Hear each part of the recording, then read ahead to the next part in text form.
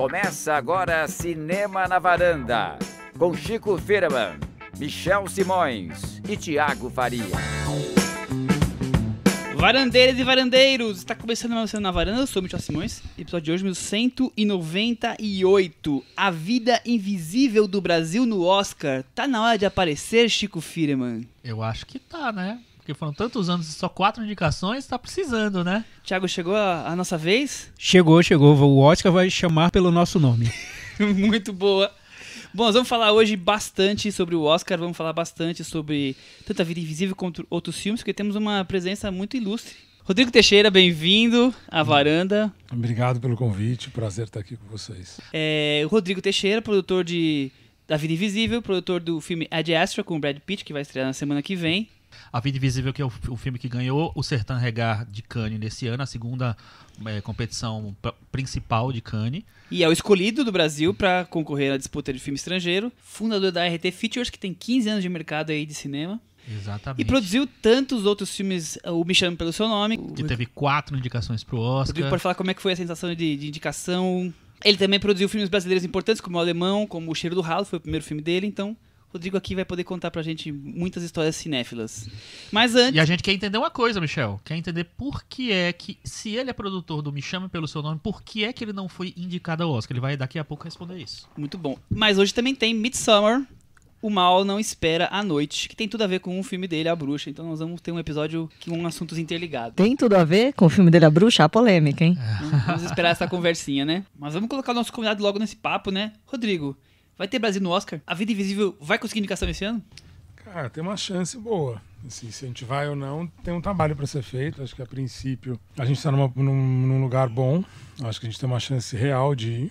Acho que assim, o apoio da Amazon está sendo fundamental. Acho que o fato da RT trabalhar muito bem no mercado dos Estados Unidos, conhecer um pouco esse processo, ajuda a gente a conseguir levar o carinho e o filme para os lugares certos. O filme está tendo um nível de aceitação por onde passa muito alto. É um filme que é quase unânime, não tem uma resposta negativa do filme. Ele não racha, ele é bem unissono e numa vibração alta. Pessoas ligadas à academia, a gente fez a exibição em Toronto, a Isabelle Huppert saiu do filme falando, pô, isso aqui é uma obra-prima, eu quero trabalhar com carinho, quero host uma exibição do filme em Paris para os membros da academia. Quando você começa a ter esse tipo de resposta, você começa a perceber que o filme realmente tem uma capacidade de chegar lá. Eu acho que assim, a nossa chance dessa vez é alta. Aí dali para frente é outros 500, tem muita competição boa. É um ano com pelo menos aí uns 4 ou 5 filmes que eu vejo também, com 2 eu acredito que já estão no Oscar, é difícil. Você não... Parasita e Almodóvar? O Parasita e Almodóvar eu acho que já estão. Eu acho que não tem... É quase impossível. Assim, só uma zebra tira algum dos dois da lista final. A escolha da França, que foi o Les Miserables, você acha que ajuda o Brasil de alguma maneira? Porque o filme da Céline Sciamma estava muito cotado. E aí, de repente, chega um filme que não está tão cotado assim. Você acha que dá um... Você acha que ajuda ou atrapalha? Porque ele também é eu acho que ajuda, da Amazon também. Ele é da Amazon e tem uma coisa. O meu agente é o agente do diretor do Les Miserables, é o mesmo agente do Karim, então é tudo em família, então assim, eu tive uma conversa com ele ontem, assim, eu acho que esse filme Les Miserables entra na lista final na lista também. Final, cara, é um filme importante por várias razões, então eu acho que ele é um filme que a chance dele estar na lista final é muito alta, inclusive eu acho que ele tem chances, inclusive, de ser o vencedor do Oscar também. Eu acho que assim, eu não acho que ele é uma escolha certa, como o Parasita e como o filme do Almodóvar, mas eu acho que ele, tanto como o filme do Karim, porque eu acho que a partir do momento que você define os 5, e aí eu falo como por experiência própria, como membro da academia, você faz uma primeira votação e você faz uma segunda. Você muda de ideia entre uma e outra, sobre quem são os seus escolhidos. Você muda, você vê filme, você reflete um pouco mais, as coisas acontecem. Eu posso falar pela época do Call Me By Your Name. Na preliminar, o Call Me By Your Name era favorito para sair com umas 7 indicações e ganhar. Em dezembro, em bolsa de aposta nos Estados Unidos, a gente era favorito para ganhar o Oscar. A gente ganhou o Gotham Awards e a gente eu lembro de ir para Los Angeles, Nova York o tempo inteiro fazer campanha. Quase nenhuma pessoa considerava que o Call Me By Your Name não ia ganhar o Oscar. Então assim, o Call Me By Your Name ele tinha uma... A gente sabia que ele não ganharia melhor ator, porque o Timothée era muito jovem, mas assim... A gente tinha certeza que a indicação de direção viria pro Luca. A gente tinha certeza, um Oscar a gente sempre soube que a gente ganharia, que era o de roteiro adaptado. Esse era muito difícil não ganhar. Tinha todo um peso emocional também ali, né? Dar um prêmio pro James Ivory, prêmio de carreira, tudo. O filme era até dezembro era o favorito. Cara, até o Globo de Ouro. No Globo de Ouro virou tudo. O Globo de Ouro deu pra perceber no próprio Globo de Ouro. Eu lembro que eu tava lá, a hora que os filmes eram anunciados, a reação da plateia definia o vencedor. E quando anunciou, eu lembro que o Shape of the Water, um barulho, você sentia a vibração. Three Billboards, você sentia a vibração. Quando falou o Call Me By Your Name, a vibração era mais baixa. Eu falei, cara, que estranho, porque até então não tinha isso. E eu falei, isso tem alguma coisa estranha aqui, porque a vibração dos outros era realmente muito mais alta. Aí você entende o termômetro, muda muito. E ali eu acho que foi uma virada que a gente não teve a menor chance de... Essa coisa da campanha que vai se construindo mesmo, né, ao longo dos meses, que a gente vai discutindo aqui, desde Toronto até o dia da entrega do Oscar, você está confirmando que é por aí mesmo. Que... Eu acho também que o diretor ajuda muito, porque é uma campanha que você tem uma presença, o diretor está sempre conversando. E o diretor, eu acho que assim, o Guilherme Del Toro é um cara que ele é tão simpático que ele ganha os votos das pessoas no papo. Porque é, cara, muita sessão. Você tem sessão de manhã, à tarde, à noite, para membros da academia. Você viaja entre 4 países. Assim, é uma turnê de banda de rock. Você tem evento o dia inteiro. É muito cansativo. Usando como exemplo de novo o Call Me By Your Name, você tinha como competidor o Martin McDonagh, o Guilherme Del Toro e o Luca Guadagnino. Em termos de simpatia, o Guilherme Del Toro dava um pau nos outros dois. Era quase impossível você competir na questão de simpatia. Aí o cara vota. Porque o membro da academia vota no cara ali que tá mais... Eu acho que assim, o diretor que não tem essa característica perde muito numa campanha. Rodrigo, então você está falando que o Oscar tem um pouco de teste de popularidade em relação à pessoa que está concorrendo e não tanto ao filme? Eu acho que é uma coisa meio maluca, eu vejo muita diferença. Assim. É estranho, porque assim, você entende um pouco as dinâmicas. Eu, por exemplo, vejo o Globo de Ouro, entendi muita dinâmica do Globo de Ouro participando do Globo de Ouro, entendi muita dinâmica do Oscar participando do Oscar.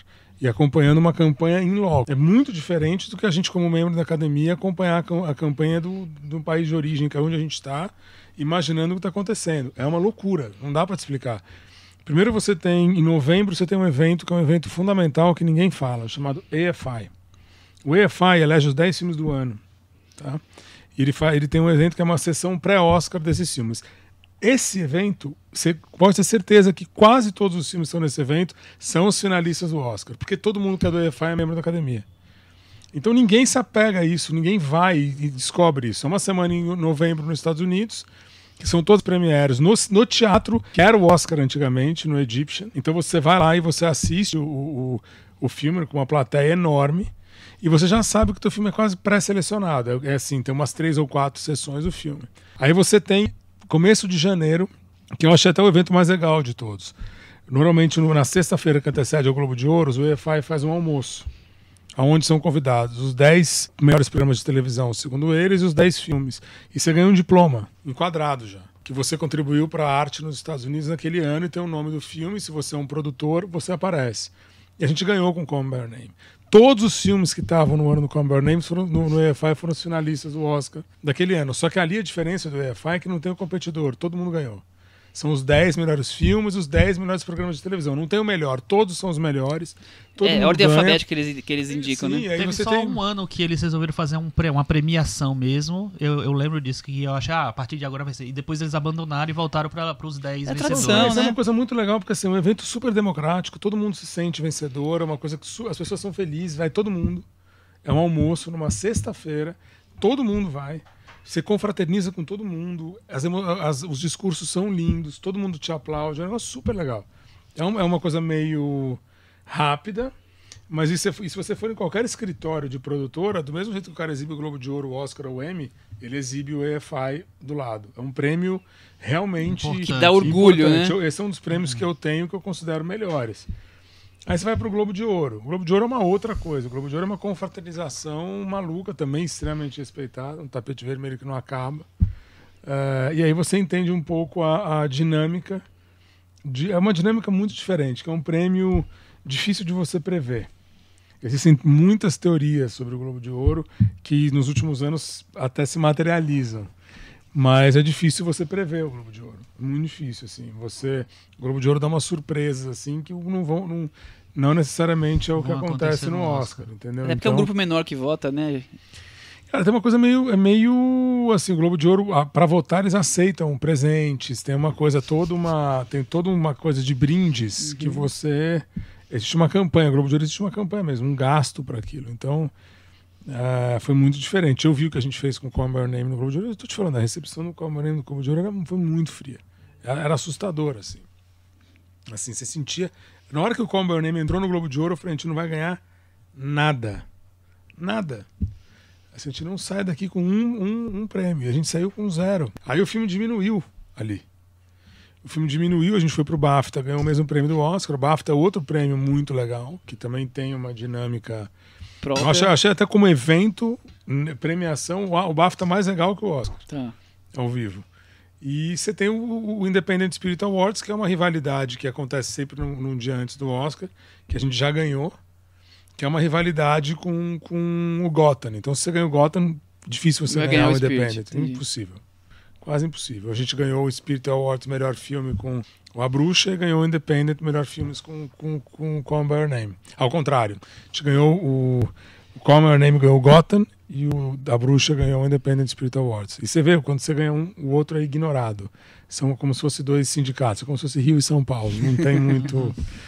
Não tem muito... E quais os próximos passos da Vida Invisível agora, pensando no Oscar? Cara, uma campanha grande, assim, o Karim e eu vamos viajar bastante, a gente com certeza vai fazer campanha na Alemanha, no Brasil, nos Estados Unidos, diga-se, são 4 ou 5 cidades que a gente tem que frequentar. Vamos São Francisco, Los Angeles, Nova York, e provavelmente Austin, no Texas, que daí tem uma comunidade votante do Oscar relativamente grande. Uma área bem independente. Austin Cultural independente, forte, né? Tem. Porque tem o Richard Linklater fez um movimento ali, e né? você tem uma coisa que é o seguinte, você tem que pegar também muita gente, que são os técnicos, figurinista, fotógrafo, esses caras a gente acha que não conta. Um voto igual deles ao outro, mais né? conta, porque eles têm, primeiro, muito mais gente, então o voto juntando todo mundo, né? Juntando você tem que fazer para esses técnicos. Esses técnicos, eles garantem. É para esses técnicos que muitos das pessoas que selecionam o filme estrangeiro são esses técnicos. Então, assim, eu acho que a gente tem aí uma campanha, vamos para a Alemanha, vamos para a Inglaterra e vamos para a França. A gente tem aí na França, na Inglaterra e na Alemanha uns padrinhos muito bons que podem ajudar a gente. E você acha que a presença da Fernanda Montenegro no filme, inclusive com uma certa... Eu comentei até com a Cris, que também viu o filme, que tem uma certa ligação emocional, vamos dizer, com o Central do Brasil, no momento em que ela tem uma cena que ela lê cartas. Você acha que a Fernanda Montenegro pode ser uma porta para essa campanha? Olha, eu acho que mas não é tanto, porque nos Estados Unidos a Fernanda Montenegro não tem ela foi há 20 anos atrás. Assim, ela representa ela representa para atrizes, por exemplo, a Penélope Cruz sabe quem é a Fernanda Montenegro. Porque ela viu o Central do Brasil. Mas mesmo ela não tem noção da importância da Fernanda Montenegro, porque a Fernanda Montenegro é um tesouro nacional. Ela não viajou o mundo inteiro o tempo inteiro. Há quantos anos um filme da Fernanda Montenegro não está fora? Não desmerecer, a Fernanda Montenegro é a maior atriz que esse país já teve, na minha opinião, e talvez uma das maiores do mundo em todo audiovisual, em todo o tempo do audiovisual. Foi uma carreira que não ficou internacional, a carreira inteira, né? Teve momento, né? Eu acho que a gente tem uma coisa que eu acho que é muito mais fácil no filme do Karim você ter uma premiação que ninguém está falando, que é a fotografia. A Hélène Louvart ela acabou de ganhar um prêmio esse final de semana, que é o Oscar dos fotógrafos. Ela ganhou melhor fotografia. Ela ganhou. O prêmio principal de melhor fotografia foi dela. Assim, ela é mulher, que eu acho importante você ter uma fotógrafa sendo considerada. Quantas fotógrafas esse ano vão ter? Eventualmente. Talvez ela seja a única. Só teve uma que foi indicada até hoje. Exatamente. Né? Eu acho que tem uma chance muito grande de trabalhar. A Amazon quer comprar essa briga. Para isso a gente teria que antecipar um pouco a estreia do filme nos Estados Unidos, porque senão a gente só estaria concorrendo como melhor... Como filme estrangeiro. Como filme estrangeiro. Então talvez antecipar para dezembro, para a gente poder tentar uma candidatura para ele no VAR é possível. Ele deve estrear quando? Ele, a princípio, está marcado para estrear em janeiro nos Estados Unidos. Então só ele estaria fora das outras categorias. Estaria, mas a gente reviu isso, a gente está conversando sobre essa hipótese. Eu conversei com o pessoal da Amazon hoje, porque o cara que votou, que deu o prêmio para Hélène Louvart, foi o Ed Lachman, que é um dos maiores fotógrafos que tem nos Estados Unidos. Ele que deu a fotografia para ela. O prêmio de melhor fotografia foi para ela. Assim, ganhou de todos os outros. Então isso dá E a gente sempre falou, a fotografia da Hélène Louvart é candidata ao Oscar. Assim, eu acho que esse ano a RT tem 3 possíveis fotógrafos com chances reais com chances indicados. O Hoyt von Hoytema, a Hélène Louvart e o Jarin Blaschke do The Lighthouse. É possível que a gente tenha 3 fotógrafos indicados. O Reut é de qual filme? Do filme do Ad Astra, tá. do James Gray. São os 3 fotógrafos que eu acho. E a Helene, a fotografia dela, para a proposta do filme, não deve nada de nenhum dos dois. Tá? Ela tem uma exuberância técnica que eu acho faz muito. A fotografia da Helene faz muita diferença no filme do Karim, tecnicamente, minha opinião. E, Rodrigo, esse ano você tá com Ad Astra, que é o filme do James Gray, A Vida Invisível, do Karim Ainu, que ganhou um Sertão Regar no Festival de Cannes, The Lighthouse, um dos filmes mais elogiados do Festival de Cannes, entre outros. Você fica um pouco dividido na hora de selecionar qual deles deve concorrer em alguma categoria no Oscar? Cara, assim, em que filme apostar? Na verdade, é muito engraçado, porque eu, como membro, na primeira fase, eu voto em 2 categorias. Eu voto em 3 categorias só. Na segunda eu voto em todas, mas você vota na categoria que você pertence. Então na minha primeira fase eu voto em animação, melhor filme e melhor filme estrangeiro. São as 3 que eu voto. Tá? Eu não voto em nenhuma outra categoria porque eu não estou no branch de atores, eu não estou no de diretores, eu estou no de produtores, que então a gente vota em melhor filme. Então na primeira fase esses são as minhas escolhas. Daí na segunda fase eu voto em todos. Então assim, é muito fácil para mim, porque se meu filme, algum deles estiver em categorias, aí eu vou, obviamente, privilegiar o filme que eu... Votar em primeiro lugar para ganhar mais pontos, né? Assim, é muito... Eu tenho muito carinho pelos 3 filmes. Esses 3 filmes representam muito para mim. Eu tenho um 4º filme que eu adoraria que tivesse possibilidade de qualificação. Ele tem menos, que é o Asp Network, do Olivier Assayas. Mas eu acho que, assim, para nós, esse ano foi um ano muito especial. Assim. Eu não sei se eu consigo repetir em resultado que 2019 foi até o momento. Assim, foi um ano muito impressionante pra gente. A gente teve um índice de acerto de festivais de 100%. Todo filme que a gente submeteu foi selecionado. Foi selecionado. Independente, assim, em Cannes foi uma coisa que eu nunca vi. São 4 mostras, a gente ganhou 2. Porque o melhor filme da quinzena foi o Lighthouse, o melhor filme da Sertão Regar foi o Karim. Se você parar pra pensar, eu não sei que outra produtora conseguiu no mesmo ano ter 2 filmes ganhando como melhor filme. Não tem. Tem sales, tem distribuidora. Produtora, não tem. Então, assim, foi um ano pra gente muito... Bem dominado, né? A princípio foi, assim, até o momento. Espero que o Ad Astra chegue lá. O Ad Astra é um projeto muito importante pra mim, cara. Então, acho que se ele entrar, eu vou ser... Nossa, vou ficar muito contente. Além do James ser um grande amigo, assim... Eu sei que o Ad Astra é desde o primeiro dia.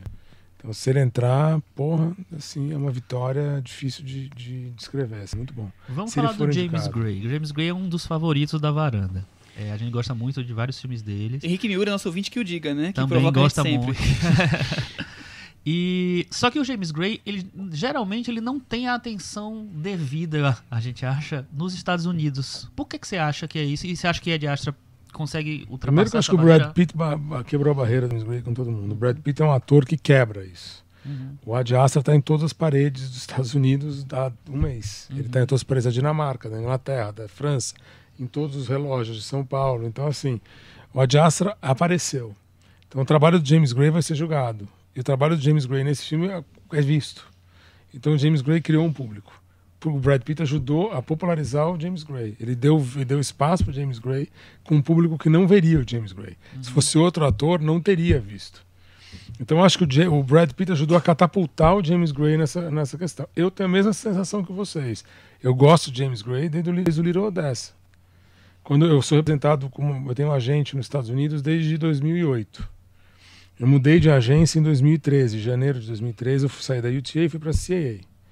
O meu agente, que é o mesmo meu agente desde então, era o agente do James. Tá? A primeira coisa que ele me pediu foi: quem você quer conhecer agora que você entrou na CAA? Eu falei: eu quero conhecer o James Gray.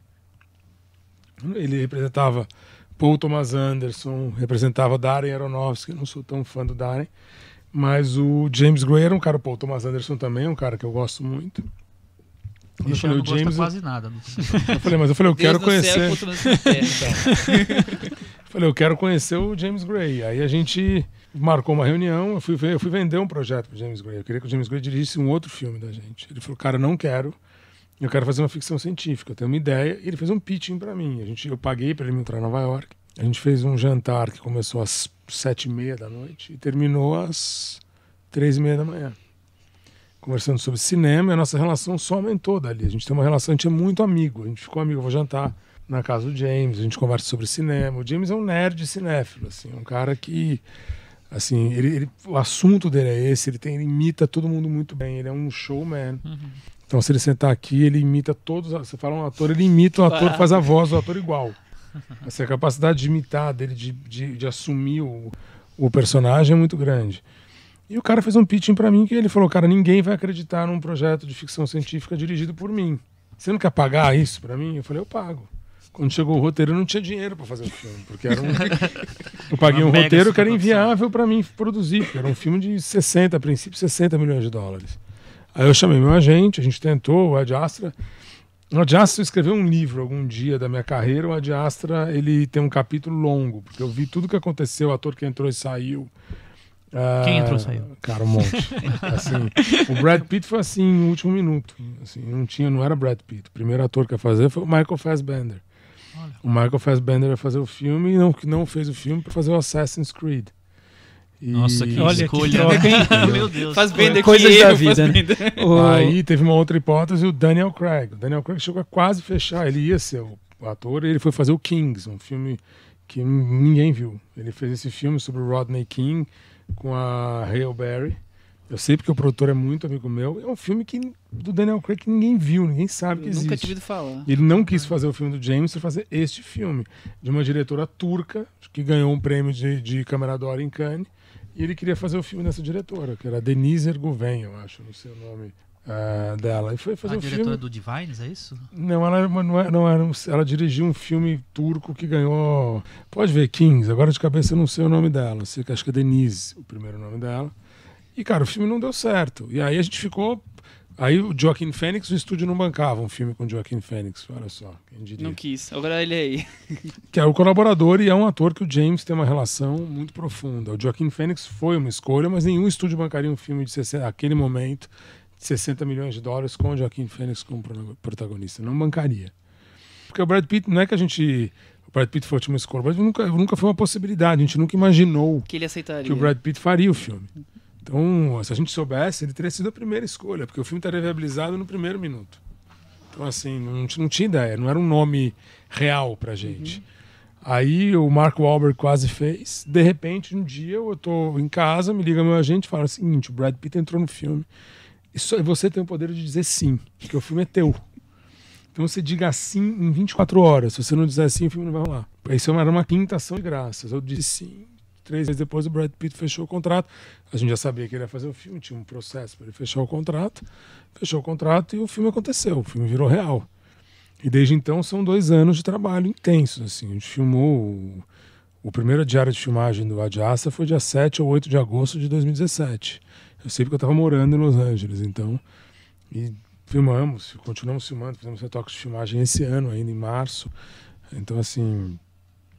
É um filme poderoso, esse filme que tem tem uma história, assim, tem por trás, assim, enorme. A história toda até chegar Impossível, agora, né? É uma história lançamento. longa, assim, E, Rodrigo, é o mais perto que você chegou de uma superprodução? Não, é a única superprodução que eu fiz. E você, claro, ficou conhecido por filmes de orçamento mais reduzido e que aproveita muito bem o que seriam os limites do cinema independente. A gente lembra de Francis Ha e outros filmes.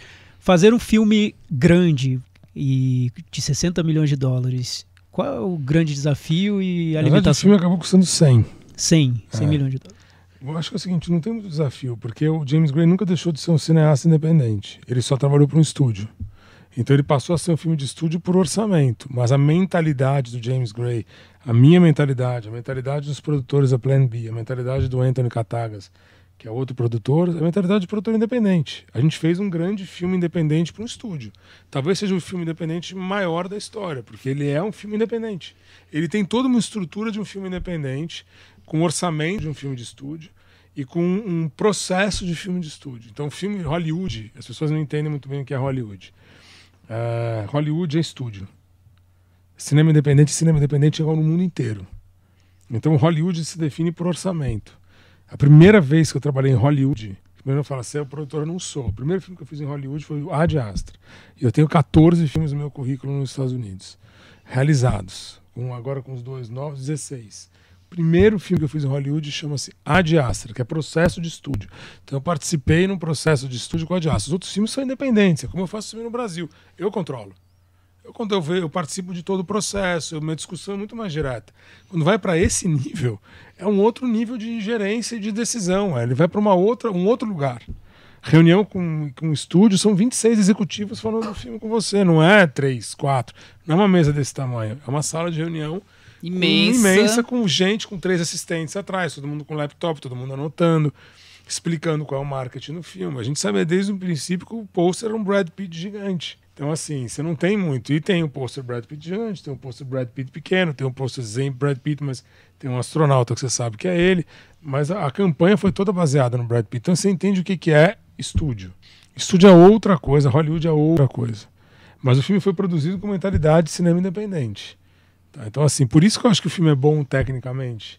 Porque tem um apuro técnico do James e o James pode explorar isso num limite que ele jamais teve. Com dinheiro, né? Com dinheiro. E com, assim, eu acho que não sei se é nem alegria. O próximo filme do James é meu. Então eu te digo que é um retorno pro universo independente, assim. Que dá mais liberdade para ele, entendeu? Ele tem mais poder nesse universo. Nesse universo de até um certo budget, o diretor é muito poderoso.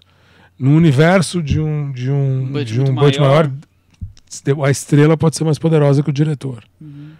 Eu acho que daí salva-se 3 ou 4 diretores que têm um poder que aí não são... Os Spielbergs que é o da Spielberg, vida, né? o Christopher Nolan e o Tarantino, David Fincher. Muitos outros diretores não têm A liberdade total. Não tem. E o James não chegou nesse lugar porque é a primeira vez que ele trabalha para um estúdio. Talvez no próximo ele tenha uma condição... Outro status. Exatamente. Entendeu? E foi traumático ou gostei, quero fazer mais Hollywood? Que Cara, pra tanta mim gente fala como que é muito produtor... difícil, Ou né? foi traumático, mas gostei. Cara, não é questão de ser traumático. Ele é difícil, mas eu gostei. E eu vejo muita coisa positiva que o estúdio trouxe pro filme. Agora, vendo o que tá acontecendo com o filme, o resultado, tem muita coisa positiva, cara. Muita. Assim, muita mesmo. Você fala, caramba, aqui fazia sentido o que eles falaram. Eles tinham Pô, razão tinha uma nesse que não... ponto. Tem um pensamento, tem mesmo, sim. É um pensamento industrial que faz todo sentido. Entendeu? É o primeiro filme do James Gray com uma trilha sonora composta por um compositor. Não é o Puccini, não é que os outros não são. Mas antigamente o James, em todos os filmes dele, você tinha Puccini, Mozart. Você não tinha um compositor de trilha sonora. Uma trilha original. Mas uma original. Filme, né? Não tem. Uhum. O cara pegou e tem o Max Richter nesse filme. Faz muita diferença para um filme como esse. Aí é uma música nova, você não tá acostumado a ouvir aquilo, não é uma música que o seu ouvido já ouviu, então ela te traz uma emoção diferente. E isso é uma coisa que não era, em princípio, uma escolha do James. A escolha do James era seguir tradicionalmente pelo caminho dele, que era repetir o que ele vinha fazendo na carreira dele, elegendo músicas clássicas, gravações de Brahms, de Puccini, de... Uma coisa sofisticada. que eles É um sabem nível bem. muito sofisticado que até num determinado momento você, para um público funciona, para um público mais aberto talvez não funcione. Então assim, tem muito aprendizado ali. Questões de edição, questão de montagem do filme, assim, tem e funciona. O filme foi muito elogiado, né? Ele tem críticas muito positivas desde que ele Veneza, estreou em Veneza, né? E o Brad Pitt está muito elogiado. Muita gente está cotando o filme pro Oscar, o Brad Pitt pro Oscar. Você acha que essa possibilidade é concreta? Como é que é? Acho concreto. Acho que o filme, depois desse final de semana, eu acho que o filme seria a zebra hoje. O Ad Astra não está selecionado para as principais categorias. Acho que assim, acho muito difícil o Brad Pitt não ser indicado. Acho que esse é um trabalho brilhante. Pode ser que não seja, porque esse ano é um ano mais competitivo, mas eu acho que o Brad Pitt tem estatura e tem star quality para merecer uma indicação pelo trabalho que ele fez. Assim, o Brad Pitt esse ano fez, eu acho, 2 trabalhos brilhantes, tanto no filme do Tarantino quanto no filme do James. No meu gosto pessoal, no filme do Tarantino, ele é a melhor coisa do filme do Tarantino pra mim. Eu acho ele melhor que o Leonardo DiCaprio no filme do Tarantino. Eu acho que ele rouba a cena do Leonardo muitas vezes. Concordamos Eu com acho que você sim, aqui, eu né? acho Viu? que- Falamos a mesma coisa. Eu acho, assim, eu sou um grande fã do Leonardo. Acho que o Leonardo tem uma carreira principalmente recentemente, onde ele teve atuações mais memoráveis que a do Brad Pitt, mas sem dúvida nenhuma, o Ad Astra, que botou o Brad Pitt de volta ao lugar dele, e acho que o filme, e tenho certeza que o filme do Tarantino, ao meu ver, devolveram o Brad Pitt para um lugar que ele não estava, não.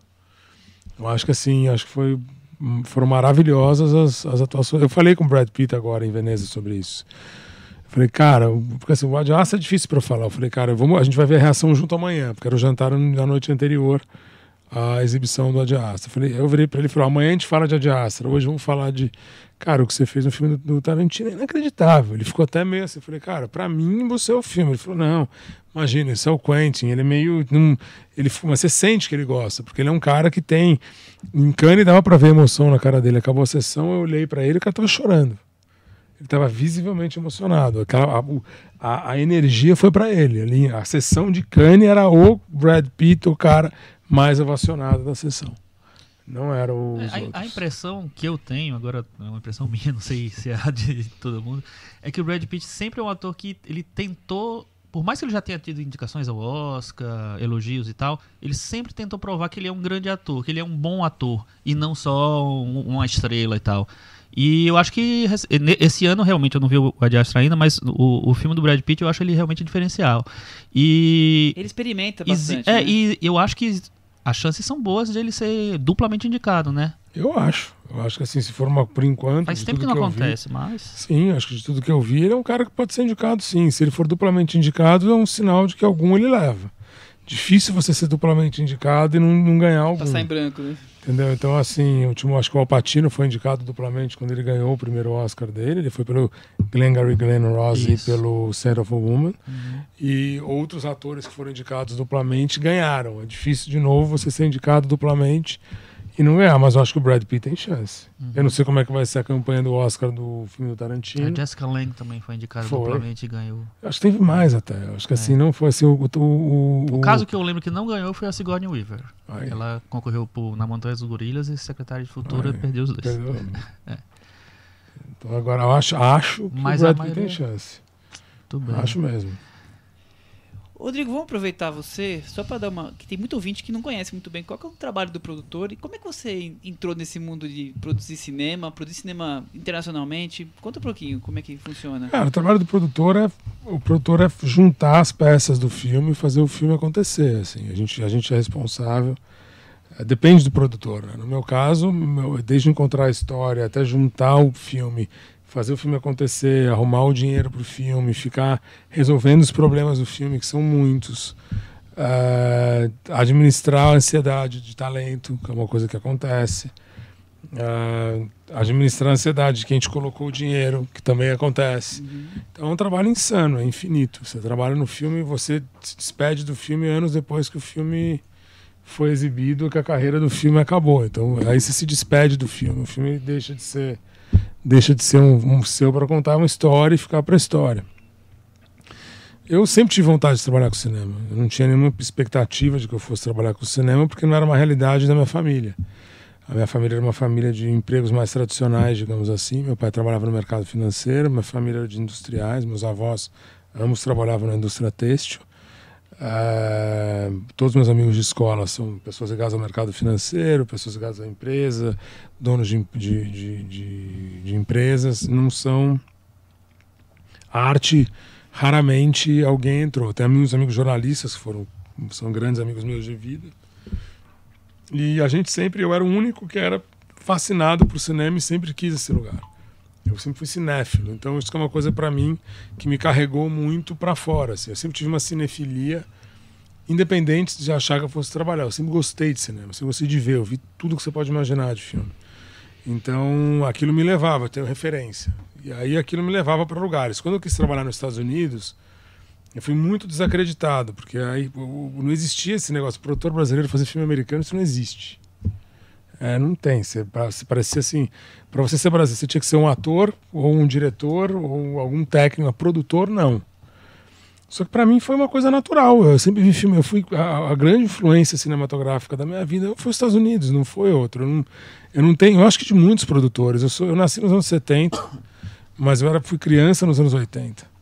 Então, assim, o cinema que me influenciou é o cinema norte-americano. Eu bebia cinema norte-americano, eu tive acesso ao bom cinema norte-americano sem entender que aquilo era o bom cinema norte-americano. Esquece o Spielberg, os Zemeckis, o Scorsese, que continuavam fazendo cinema nos anos 80, para citar 3. Posso citar 20, John Hughes, posso falar de vários.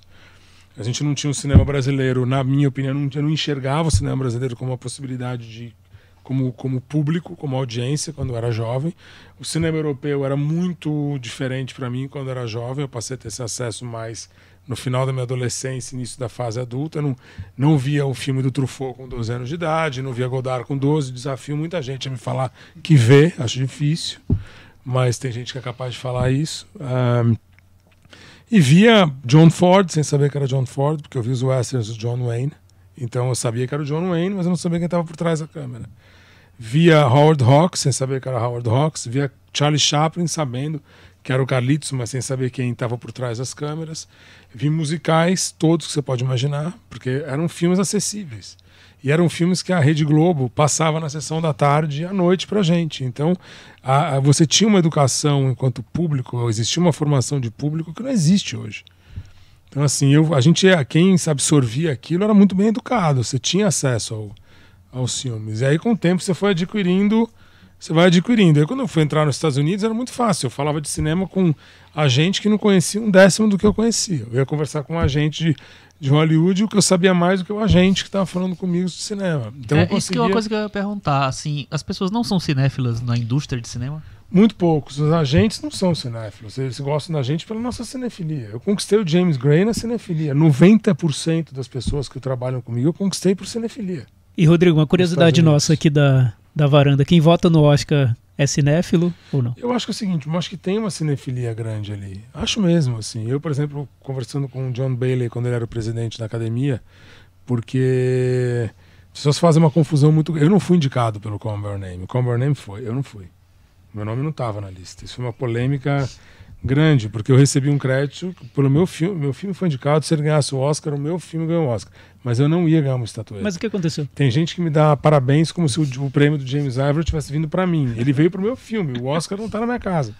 Eu não tenho estatueta na minha casa. Mas não é você verdade. tá ligado, mas não é... O meu filme ganhou um Oscar. Assim como o Fernando Meirelles, o filme dele ganhou um Oscar para Rachel Weisz. O Hector Babenco, o filme ganhou um Oscar para William Hurt.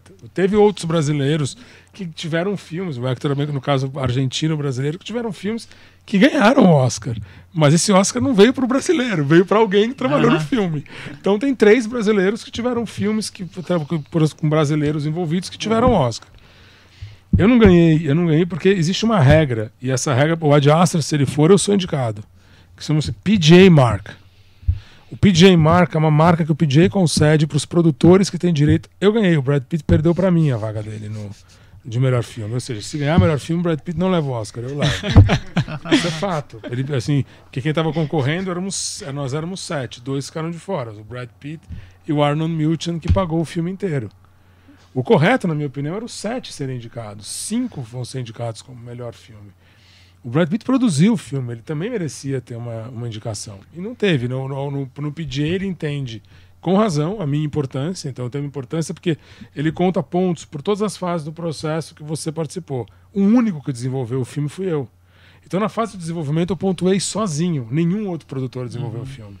Então isso contou uma pontuação para mim que era impossível me bater. Só que eu aprendi isso no Call Me By Your Name. No Call Me By Your Name eu não tive esse reconhecimento.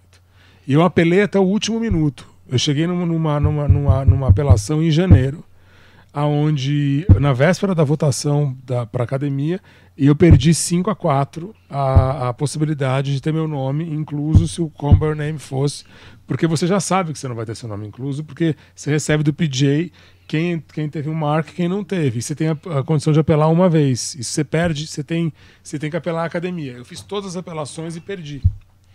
E aí, quando saiu a primeira lista do Ad Astra, saiu 3 nomes só. E eu falei, não é justo. Escrevi uma carta para o PJ de 15 páginas, escrevendo, tudo que vocês me alegam que eu não fiz num outro filme, nesse eu fiz tudo. Então é racismo. Não é. Você não estava nessa na primeira lista do Ad Astra não estava. Então eu apelei, porque você tem direito a apelar uma vez, e na apelação eu ganhei, na hora. Tanto é que o presidente do PJ me escreveu uma carta, falou, a sua apelação é uma das melhores que eu já vi. Realmente você tem que estar aqui, foi um erro nosso, me desculpe. E eu ganhei o meu PJ Mark. E desde então eu não perco um PJ Mark. Lighthouse eu tenho PJ Mark, meu nome é o primeiro. Sou o primeiro produtor do Lighthouse. Quem fala no Lighthouse ganha sou eu. Se o Ad Astra, eu não vou falar, é outra pessoa, mas eu sou indicado, e se o Oscar for para o Ad Astra, eu carrego, eu ganho uma estatueta. Aí sim. Então tem regras que a gente também não sabe. O PJ tem muito produtor que faz o filme e perde, por uma outra razão, a chance de ganhar a estatueta do Oscar, porque um outro cara que fez menos ganha essa estatueta por uma regra do PGA, que é o Producers Guild of America. Essa regra é muito séria, muito rígida, desde 1999 ou 98, quando Shakespeare in Love ganhou. Porque quando Shakespeare in Love ganhou, o Harvey Weinstein, que era distribuidor e tinha um crédito de produtor, porque distribuiu o filme, ganhou o Oscar e falou no palco. E aí os produtores que fizeram o filme, o produtor do Shakespeare in Love é o Edward Zwick, que é um diretor. Sim, ele ganhou o Oscar. E ele não falou. Só que ele era um membro ativo do Producers Guild of America. E ele, junto com a Catherine Bigelow, junto com a Kathleen Kennedy, fizeram uma pressão muito grande. Eles inverteram a regra. E para você ter seu PJ Mark, você tem que cumprir uma série de regras. Um produtor... É um checklist, né? Se você não vai no set, você não é acreditado. E no final, existe um número de O limite é 5 por filme, no máximo. E pode não chegar a esse limite, não, por exemplo. Pode ser 2, pode ser 3, pode ser 4, mas assim, no máximo, no Ad Astra são 5, no Lighthouse são 3, no Asp Network são 3. O Brad Pitt perdeu, ele apelou no Ad Astra, perdeu. O Robert Eggers apelou no Lighthouse, perdeu. Então, assim, a gente vê, perde, você não pode apelar mais. E eles produzem também o filme, são produtores do filme, ambos. Esse é seu segundo filme com o Robert Eggers, né? Você fez o primeiro filme dele, né? A Bruxa, que foi um filme que chamou muita atenção na época. O Lighthouse também chamou muita atenção. Como é que você escolhe, assim, trabalhar com diretores estreantes, novos? Como é que surge isso? Cara, o Robert Eggers especificamente tinha tudo para não escolher ele. Porque ele não era um diretor que vinha de um processo de curta-metragens bons, o curta-metragem dele era ruim. Mas ele tinha um pitching brilhante, cara. Quando eu recebi o texto, não tinha roteiro A Bruxa. Recebi o texto da Bruxa e falei, cara, isso aqui não existe, eu não recebo isso. E eu recebi com um monte de outras pessoas. Todo mundo olhou para os outros projetos, A Bruxa era o patinho feio, ninguém olhou para A Bruxa. É isso que eu quero. Eu falei, cara, isso é legal, mas assim, eu não precisei estar com... Eu decidi sozinho no meu quarto à noite em Sundance, nevando num laboratório de Sundance. Eu desci e falei, eu quero conhecer esse cara. O produtor que estava taxado ao projeto era meu amigo, me botou para conversar com ele. E na conversa com ele eu falei, cara, esse moleque é um absurdo. Ele tem uma noção do que ele quer fazer que eu nunca vi igual na minha vida. Assim. Eu nunca tinha visto ninguém, até hoje eu não conheço ninguém, nenhum diretor com quem eu trabalhei tem a qualidade do pitching do Robert Eggers em qualquer projeto que ele faz. É um negócio que eu nunca vi. Eu me considero um bom vendedor. O Robert Eggers não tem noção do que ele é. Ele tem uma qualidade de pitching que eu nunca vi nada igual. Nada igual. Nada, não tem, não existe. Entende o filme dele como ninguém. Ele sabe o que é o filme dele. Isso dá uma segurança para quem vai produzir, que você está produzindo uma obra-prima. Não tem como. E o Lighthouse foi a mesma coisa. O Lighthouse ele fez um pitching para mim, eu insisti para fazer, porque ele ia fazer o Nosferatu. E aí, depois que eu terminei o Ad Astra, eu falei para os caras que financiaram o Ad Astra, eu tenho um filme novo do Robert Eggers. Os caras falaram, não é possível que ele vai fazer o Nosferatu. Eu falei, não vai. O Nosferatu vai cair, ele vai fazer um filme comigo. Eu não vou dividir o roteiro. Eu tinha o roteiro só para mim. Eu recebi o roteiro do Robert Eggers, era só eu. Era eu e ele, 3 pessoas. Eu, o irmão dele e ele eram as 3 únicas pessoas que tinham lido o roteiro do Lighthouse. Eu li o roteiro do Lighthouse, eu estava fazendo campanha do Call Me By Your Name. Do dia que eu li o roteiro até eu entrar no set foram 5 meses. Super rápido. Tá, super. E o projeto era meu. Quando eu li o roteiro do Lighthouse, eu falei, gente, eu ria. Eu estava num café da manhã no Beverly Hills Hotel em Los Angeles e por fuso horário eu tinha acordado super cedo. Eu tinha acordado, sei lá, 5h30 da manhã, estava sem sono. Fui pro café da manhã, pedi um café, o pessoal me conhece lá. Era um sábado, era uma sexta-feira, peguei o meu iPad, eu ria, mas eu chorava de rir lendo o roteiro. E eu vi que essa reação é uma reação que dá. O público ri muito de nervoso no filme. E eu falava, gente, isso aqui é uma obra-prima. Eu tenho uma obra-prima na minha mão. É meu isso aqui. Eu nunca vi um negócio tão bom, um roteiro tão fluido, tão bom. Aí eu liguei pra ele e falei, meu amigo, você tem noção do que você fez? Eu juro, do primeiro tratamento a gente filmou, a gente tirou uma cena que era muito difícil no filme, que a gente teve que tirar, que é uma cena que teria problema. E Cara, o filme foi exatamente. A gente tinha o Robert Pattinson era uma escolha desde o primeiro minuto. Desde o primeiro minuto. E o Daniel Day-Lewis seria a primeira escolha, que não acabou não acontecendo. O Willem Dafoe foi a segunda escolha e fizemos o filme, assim. Mas processualmente nunca vi nada igual. Assim, então, o prazer que me deu fazer o Lighthouse foi em set, foi inacreditável. Assim, era tanto é que eu morei no Lighthouse e no Ad Astra, eu morei no filme. Eu fui morar no Canadá e em Los Angeles para fazer os filmes. Para evitar o que aconteceu no Call Me by Your Name. Eu perdi minha elegibilidade porque meu filho ficou doente e eu não pude ir pro set. E aí, assim, eu não sabia disso. Eu não pude, meu filho estava muito doente. Então eu não tinha como ir. E aí eu não fiz teoricamente, assim, eu trabalhei no filme no Call Me by Your Name todos os dias. Eu acordava 4 horas da manhã para resolver problema de grana do filme. Durante toda a filmagem. Isso o PJ não levou em consideração. Então, assim, a gente entende uma regra que existe, você tem que cumprir. Desde então, para cumprir regra, eu frequento os sets dos meus filmes. Mesmo, lá fora. Rodrigo, a Cris aqui. Eu queria te perguntar uma coisa. Deu para ver que você é super cinéfilo, que você tem esse envolvimento, assim, por exemplo, de ler o roteiro, mas também tem que se preocupar com a grana. Quando você decidiu entrar para o cinema, como é, assim, normalmente as pessoas falam, quero ser diretor, quero ser roteirista, tem essa impressão, né? Quando alguém se encanta para o cinema e quer seguir isso como profissão. Como é que você se viu produtor? Primeiro, eu não consegui escrever um roteiro. Então, assim, eu não tinha técnica de roteiro, não tinha como escrever um roteiro. Até fiz curso de roteiro. Fiz um curso na USP com o Braulio Mantovani, há 18 anos atrás, um pouquinho antes do Cidade de Deus ser exibido a primeira vez. Fiz um curso com o Newton Canito, que era um dos únicos cursos que tinha de roteiro na época, mas eram cursos que eu não tinha técnica, não adiantava eu fazer o curso, achar que eu escrever, não ia escrever. A direção, eu nunca me vi nessa situação, porque eu acho que eu nunca procurei. Se eu tivesse sido um assistente, se eu tivesse buscado um outro foco para minha carreira, talvez eu dirigisse. Eu acho que hoje eu teria muito mais maturidade como diretor. Eu entendo o que é uma cena hoje por completo. Eu entendo tecnicamente o que é uma cena. Eu consigo avaliar muito bem hoje um diretor. Para mim é muito... Hoje eu me sinto maduro o suficiente para falar, esse cara dirige, esse cara é uma farsa. Então, assim, eu consigo. Eu acho que eu cheguei nesse lugar. Mas cheguei nesse lugar meio que aprendendo na prática, assim. Vendo filme, vendo acontecer, entendendo como é que o cara quer contar uma história, entendendo como é que o cara conta uma cena. A cena tem todo um processo pra você entender o que o filme quer te dizer. Eu ia falar cite nomes, mas não vou citar. Não, é difícil que eu vou acabar ofendendo. Melhor não. Então, assim, quem sou eu? Às vezes tem gente que gosta. Então, e produtor não. Produtor era uma coisa natural pra mim.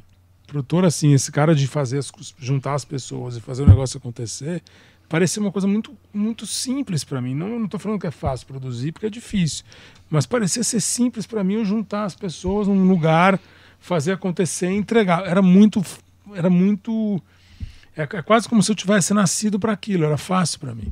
Porque é uma coisa que eu fazia naturalmente na minha vida. Eu fiz isso em vários momentos da minha vida, em coisas diferentes, entendeu? Eu era moleque, a gente organizava o campeonato de futebol, era eu que organizava. Eu era moleque, jogava botão, eu organizava o campeonato de botão para 20 meninos na minha casa, eu organizava a tabela, eu arrumava o dinheiro, eu fazia tudo. Então eu sempre produzia as minhas brincadeiras. Então, assim, eu sempre fiz isso. E hoje, olhando em retrospectiva, eu sempre fui produtor desde pequeno. É natural para mim fazer essa junção, papel, né? Sim. Então a produção virou profissão e as brincadeiras ficaram mais sérias. Cara, na verdade, o prazer virou trabalho. Então é mais complicado, assim. Quando você perde um pouco... cinema é uma coisa que virou trabalho. Tanto é que hoje eu tenho... Eu faço cinema para o público. Por mais que meu filme às vezes não tenha público, o maior prazer que eu tenho de fazer cinema é a exibição para o público. Quando eu vejo o público reagir ao que a gente fez. Não tem nem melhor sensação do processo inteiro de fazer um filme do que as primeiras exibições que você faz em festival ou numa premiere, pro bem e pro mal. Eu já tive filme que eu saí e falei, que merda. Todo mundo detestou, eu também.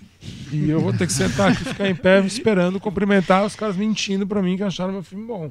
Entendeu? E eu já tive essa sensação, que é uma sensação muito ruim, mas eu tenho sensações, momentos para mim que não tem preço, assim. Essas situações que eu passei com esses filmes todos, vários deles, eu tive situações que são indescritíveis, assim, de emoção. Tipo encontrar o Bahia da Palma? Cara, o Brian De Palma é diferente, mas a relação com o público. O Brian De Palma é uma coisa minha, pessoal. Brian De Palma, Scorsese. A primeira vez que eu encontrei o Scorsese, eu não consigo mais falar. O Scorsese é mais meu ídolo do que o Brian De Palma. Eu adoro o Brian De Palma, mas assim, eu já tive com Jerry Schatzberg, Peter Bogdanovich, Brian De Palma, Martin Scorsese, William Friedkin. Todos esses eu tenho telefone, falo com eles no telefone, são pessoas que conversam comigo, de alguma forma se relacionaram comigo, não é... Compartilhe com a gente. Vamos dividir É uma loucura. Esses agora. caras da velha Hollywood, da nossa velha Hollywood, são, cara, eu tive um dia, quando eu ganhei o Gotham, o dia que eu ganhei o Gotham, se eu contar o meu dia, nego não acha que é mentira. E o meu dia começou assim, eu tinha um café da manhã com o Robert Eggers para discutir a finalizadora, era dezembro, discutir a finalizadora de efeitos especiais do Lighthouse. Isso foi antes da pré-produção do Lighthouse. Fizemos uma reunião. No mesmo dia eu tinha marcado um café com o Cary Fukunaga, no mesmo café, porque o Cary Fukunaga ia me vender um projeto dele que não impossível naquela época de ser filmado, 2 anos atrás. E eu saí da mesa do Robert, deixei o Robert sentado aqui, sentei com o Cary Fukunaga, fiz uma reunião com o Cary Fukunaga, peguei o Robert, fui para um outro lugar porque eu tinha um café com o Brian De Palma. E era o meu primeiro, eu já estava trabalhando com o De Palma há mais de um ano. Era o meu primeiro encontro ao vivo com o De Palma.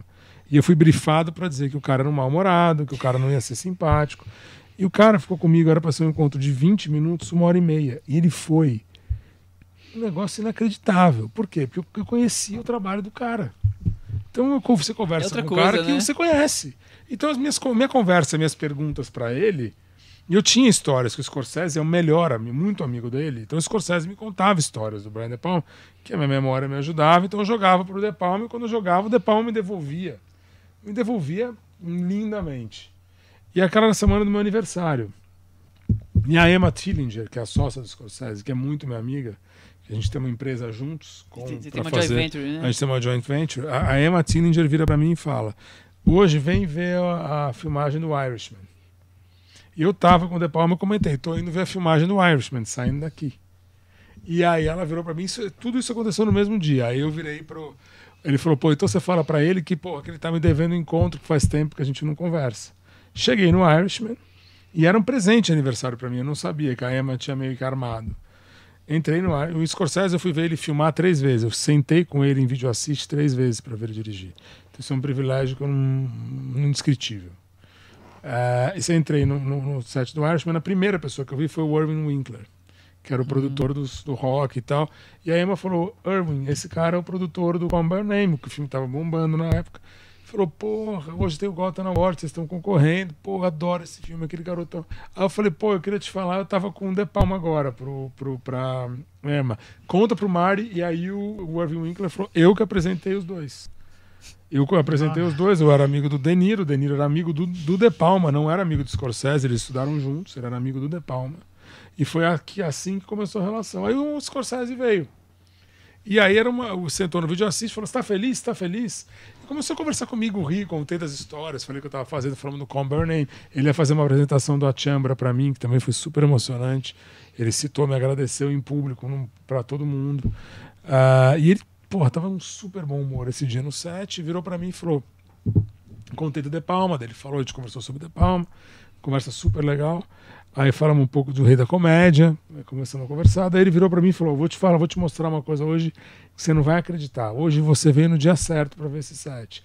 E aí era um set que era uma festa do Irishman, eu não vi o filme, mas era uma festa onde era a primeira vez, é uma das primeiras vezes, ou era que o Robert De Niro era apresentado ao Al Pacino, ou vice-versa. E eu vi o Scorsese dirigiu o Al Pacino e o Robert De Niro na minha frente. Os dois em cena, eu vi isso. Eu passei... Que dia, hein? Que dia. Grande dia, né? Meu assistente não conseguiu segurar e começou a chorar atrás de mim, sem parar. Entendo totalmente. Total razão. Fala, cara, não sei como é que é assim. Ele começou a chorar, porque ele não tinha muito. Ele falou, São os Rodrigo, nossos ídolos ali na nossa frente, né? Você tá vendo o De Niro e o Al Pacino sendo dirigido. Tinha um elenco maior, mas você vê aqueles 2 caras sendo dirigidos pelo Scorsese, e o Scorsese fazendo um show pra se exibir pra você. Porque é você que é o estranho que tá ali. E aí eu saí de lá, Fomos pro Gotham, ganhamos o melhor filme no Gotham. Recebemos o prêmio. Pra encerrar com Fui chave de jantar ouro. com toda a turma e quem estava na mesa do lado nossa, o Dustin Hoffman, o Adam Sandler.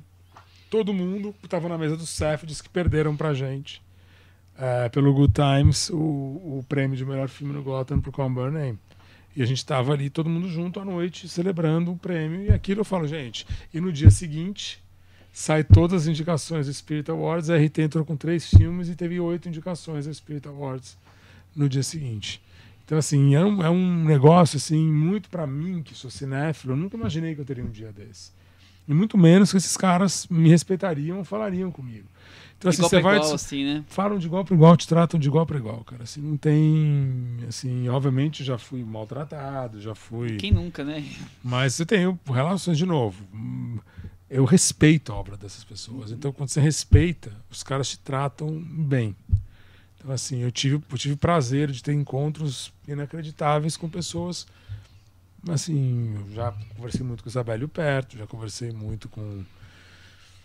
Cara, o Jerry Schatzberg troca e-mail, que é um diretor que eu gosto muito, pouca gente sabe quem é ele. Peter Bogdanovich, eu adoro. Espantalho é um dos meus filmes favoritos. Peter Bogdanovich é um cara que eu acho incrível, já falei com ele no telefone. O William Friedkin, eu conversei muito com ele. A gente quase fez alguma coisa, pena que hoje, infelizmente, ele está com uma idade avançada e numa situação em que não é mais tão simples para ele dirigir, mas ele tem 2 filmes. Set, né? Sim, não, ele não tem até algumas questões mais profundas. E existe uma resistência grande de bancar filmes de cineastas com idade muito avançada, né, em Hollywood, né? Eu acho que depende, cara. Acho que não só isso, porque eu acho que tem uma coisa que é o seguinte: o cara também fica muito mais difícil de ceder. Eu acho que assim, eu, por exemplo, respeito muito 2 diretores que faleceram. Se você analisar a última obra desses caras, você entende a generosidade desses caras. É a humildade. O Sidney Lumet e o que é um dos meus diretores favoritos. Eu acho que tem uma obra que tem alguns filmes que não são bons. Mas quando o filme é bom, ele é um monstro. Eu acho esse cara talvez um dos maiores diretores, talvez um dos maiores empacotadores de filmes que eu já vi na minha vida. Assim, nos anos 70 esse cara pra mim fez 5 obras-primas difíceis de você... Esse cara com 82 anos dirige uma obra-prima pra mim, que é o Before the Devil Knows You Are Dead. É um filme que tem moleque de 20 anos que não dirige. Então... você respeita um homem moderno. Primeira cena, você fala, uma coisa que não tem garoto que dirige um filme como esse. O cara tinha 82 anos. Então você tem um respeito. Assim como o Robert Altman. Eu acho que o Robert Altman é um cara também que tem uma exuberância cinematográfica nos anos 70, como o Sidney Lumet. E o cara faz no fim de carreira, assim, nos últimos anos de carreira, o cara faz o Gosford Park, eu amo o Gosford Park. Eu acho o Gosford Park um puta filme. E o Downton Abbey existe por causa do Gosford Park. Não existiria, até porque é o mesmo roteirista, inclusive. Então, a gente tem aí uma exuberância de bons trabalhos de diretores mais velhos. Clint Eastwood, por exemplo. Independente de razões políticas, é um diretor brilhante. Agora, tem diretores que aceitam menos interferência. O próprio De Palma. De Palma não é um cara que você consegue dialogar. Ele faz o que ele quer. E talvez o que ele queira fazer não é o que o cinema... Esse filme não é mais viável. Tá querendo hoje, né? É nem o estúdio, ele não é viável. Ele não consegue nem elenco. Então, assim, não é... Os filmes do De Palma tinham uma questão contra o feminino muito forte. Se você for para pensar na obra dele dos anos 80, que hoje com o Me Too é impossível você conseguir uma atriz que queira trabalhar com ele num roteiro como Vestida para Matar. Dublê de difícil, corpo. Dublê de corpo. São filmes que hoje ele teria dificuldade de ter uma atriz fazendo. Obras-primas que têm uma dificuldade de serem empacotadas hoje. Eu acho o cara um monstro. Ele é as coisas que o De Palma faz com composição de cena, cara, quase ninguém faz, né? Eu vi poucas pessoas. E é um cara que não é muito apreciado por muita gente. É isso que eu ia falar. É um cara pouco apreciado, assim. E que tem obras, eu acho, Pagamento Final, eu acho um desbunde o filme. Eu acho uma coisa inacreditável. Entre outros. Casualties of War, que é um filme que ninguém deu nota. Até que a Pauline Kael elege. Ele é um dos queridinhos da Pauline Kael. Eu acho que Casualties of War é um dos melhores filmes de guerra jamais feitos. Talvez o grande trabalho do Michael J. Fox. Assim, o que o Brian De Palma arrancou do Sean Penn. Um Oscar o Sean Penn não ganhou. Não sei porquê, que foi o Pagamento Final personagem dele, o Kleinfeld, tinha que ganhar o Oscar de melhor ator coadjuvante. O papel que ele fez naquele filme não tem. Então, assim, eu acho inacreditável. Gostoso ficar vendo essas histórias, né, gente? Eu fico curioso para saber, hoje, como fica o Rodrigo cinéfilo. Você continua assistindo aos filmes que você quer ver? Nos festivais você tenta ali dar uma fugida para ver um Cara, filme? esse ano eu fugi. Eu em festival eu não tava conseguindo muito ver filme. Assim, porque eu tenho muito trabalho e, por um acaso, graças a Deus, tenho tido filmes meus. Então, tendo filmes meus, eu comecei a privilegiar os meus em detrimento dos outros, porque o tempo fica escasso. Mas esse ano eu consegui separar um tempo e ver o Tarantino em Cannes, que para mim era muito importante ver aquele filme lá. Tanto é que eu não vi depois, eu vi só lá. O Bacurau também, eu vi o Bacurau em Cannes, tive o privilégio de ver o Bacurau em Cannes. Não vi adoraria ter visto o Joker, não pude ver porque era um dia, eu tinha o Aspen Network que seria no dia seguinte, e eu tinha um jantar com o elenco, então eu tive que dar meu ingresso do Joker. Fui convidado pela produtora do Joker, que é a sócia do Scorsese, para sentar num lugar muito bom. E eu tive que dar meu ingresso para alguém ver o Joker, porque eu não podia ver o Joker, que eu queria muito assistir. Mas o meu prazer de cinéfilo continua. Ontem mesmo eu estava com uma amiga minha, eu apresentei para ela um filme que ela não tinha visto, e eu vi de novo com um prazer absurdo, que é uma McCabe e Miss Miller. Então, assim, que eu acho que tem uma fotografia, uma mise-en-scène única. A gente estava falando de western, eu falei, vamos ver isso aqui. E eu tenho revisto o Altman ultimamente. Então, eu vi há uma semana atrás Thieves Like Us, e agora eu vi eu tenho uma coleção de filme em casa. Então, eu tenho, entre digital, pago e Blu-ray e DVD, eu tenho 8.000 filmes. Então, assim, eu tenho filme que não tem em nenhum serviço de streaming. Eu compro, então eu tenho. Então eu consigo fazer, se eu quiser fazer uma análise de uma obra de um diretor, eu assisto. Eu tenho um filme do Michael Mann que não tem DVD. Jericho Mile eu tenho, que é um dos primeiros filmes dele. Entendeu? Então, assim, que é um cara que eu gosto pra cacete, eu vou ver os filmes do Michael Mann pra me referenciar. Entendeu? Que eu quero referência pra filme. Então, assim, me ajuda muito. Então, meus prazeres, eu continuo tendo muito prazer de cinéfilo. Vejo muito filme. Rodrigo, você acabou de falar aí rapidinho do Bacurau. Queria aproveitar para te perguntar, então, como é que você vê esse momento do cinema brasileiro, né? Ao mesmo tempo que a gente está aí com uma chance real de voltar a ter uma indicação para o Oscar, a gente vê que podemos perder o fomento e tal. Como que você vê esse momento? Acho que é um retrocesso, ao mesmo tempo que é um grande momento, talvez o maior momento histórico do cinema brasileiro. Eu acho que a gente não tem como avaliar o que é esse momento que a gente está vivendo ele. Eu acho que a história vai dizer. Mas eu acho que o Bacurau e a Vida Invisível fizeram para o cinema nacional esse ano é digno do que o cinema novo fez para o cinema brasileiro nos anos 60 e nos anos 70. Então acho que assim, a gente não tem uma representatividade vitoriosa, nem o cinema novo teve essa vitória. Não, Mask Girl foi um prêmio de direção em Cannes, que foi importantíssimo. Sim, claro, mas o cinema novo não teve esse ano. Não teve isso. Isso aqui é este ano. E eu acho que diz muito sobre o mundo, não diz só sobre o Brasil, porque o Brasil não é o único país que contemplou um presidente como esse. Sim. Outros países escolheram uma lugares, tendência, espero que de duração curta e que a gente consiga recuperar os estragos que vão ser feitos, em termos educacionais, culturais. Eu não estou falando de financeiros, porque financeiros esses caras acabam se acertando, mas ambientais, culturais, educacionais, o estrago é gigantesco. Sociais, é absurdo e isso é muito sério. Acho que é o seguinte, eu acho que vai ter uma dificuldade sim eu acho que a gente já está vivendo uma falta de produto para os próximos 2 anos. Assim, a gente já estava passando por uma entre-safra. Então grandes diretores estavam começando a financiar os seus próximos filmes. Se acaba o financiamento, esses grandes diretores não têm filmes financiados para tentar qualificar para os grandes festivais. Então todo o trabalho que a gente fez é jogado no lixo o ano que vem. Berlim ainda tem uma sobrevida, mas Cannes, eu acho difícil a gente ter algum filme brasileiro. Acho que pode até ter, mas acho difícil a gente ter um filme brasileiro de porte, a não ser que tenha uma surpresa que eu não conheça ou que eu não fiquei sabendo que foi rodado, que apareça para o Festival de Cannes. Acho muito difícil. E estou falando isso aqui sem arrogância nenhuma. Acho difícil mesmo, porque eu vejo um momento de transição e um momento de transição que não houve financiamento para bancar essa transição.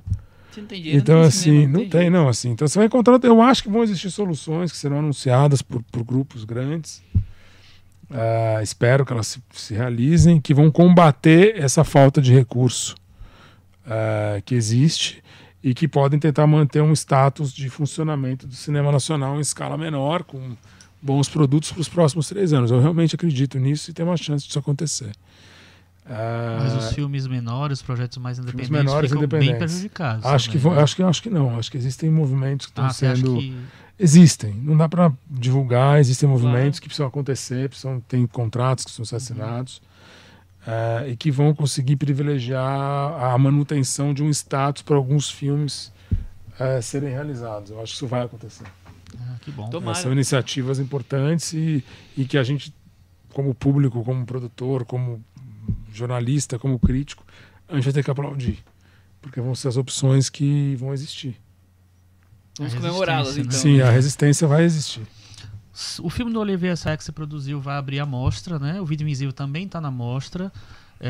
O Festival do Rio ainda está meio abalado. O Lighthouse também está na mostra. Olha, gente, temos um furo aqui. Não, olha assim, o Lighthouse vai para a mostra. E aí são os 3 filmes da mostra que a gente tem. Eu estou fazendo uma sessão no Rio para esses 3 filmes. O que eu combinei com a Hilda Santiago foi, todos os meus estreios em São Paulo, eu estou oferecendo uma premiere em nome do Festival do Rio de Janeiro no dia seguinte. Então, como uma exibição especial do Festival do Rio, fora do festival.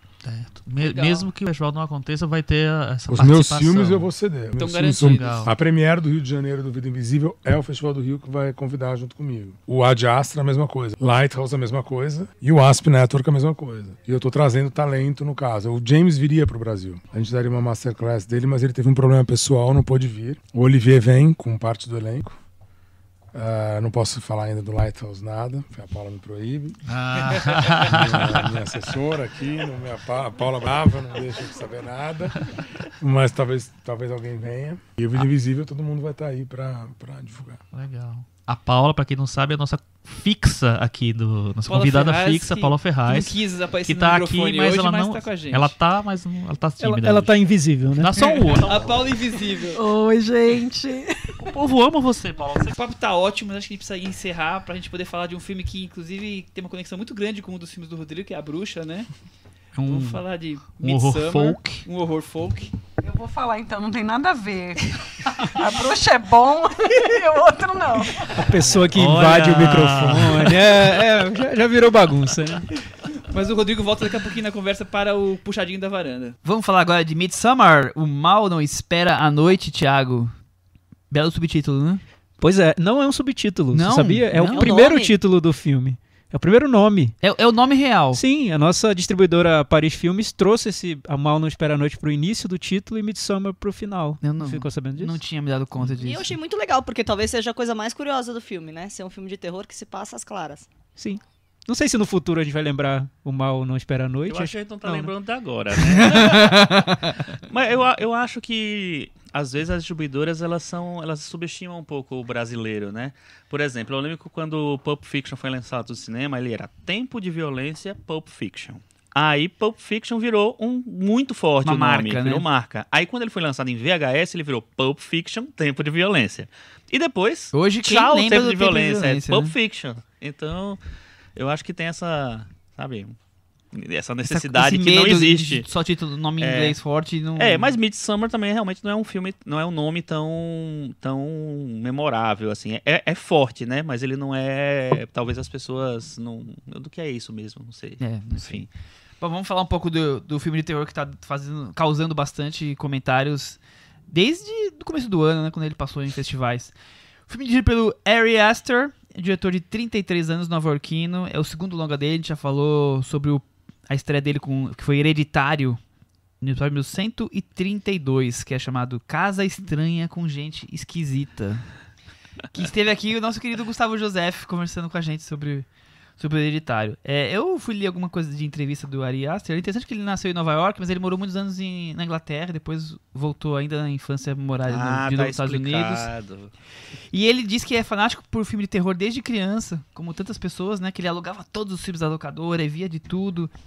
Mas que a primeira vez que ele foi no cinema foi pra ver Dick Tracy, ele tinha 4 anos. E teve uma cena de arma, de violência, que ele pulou da cadeira, mas ele teve que colocar ele de volta na cadeirinha de criança, porque ele já ficou ali meio fanático com 4 anos. Você consegue se imaginar com 4 anos no cinema, vibrando com cenas agressivas. Eu vi Dick Tracy no cinema. Olha que orgulho. Mas não tinha 4 anos, era um pouco mais velho que isso. Mas provocou muito impacto a Até agora sessão não de Dick dirigiu nenhum Tracy. filme, né? Pois é, não fiz nada, tô aqui Não fez nada. comentando. Eu tava pensando exatamente nisso, porque eu devo ter visto o vídeo de Trace no cinema também, mas eu devia ter uns 16 para 17 anos. Não, foi antes, Chico. Foi Não, antes. você tinha o quê? Uns 11, 10, 12, 10, sei por aí. lá.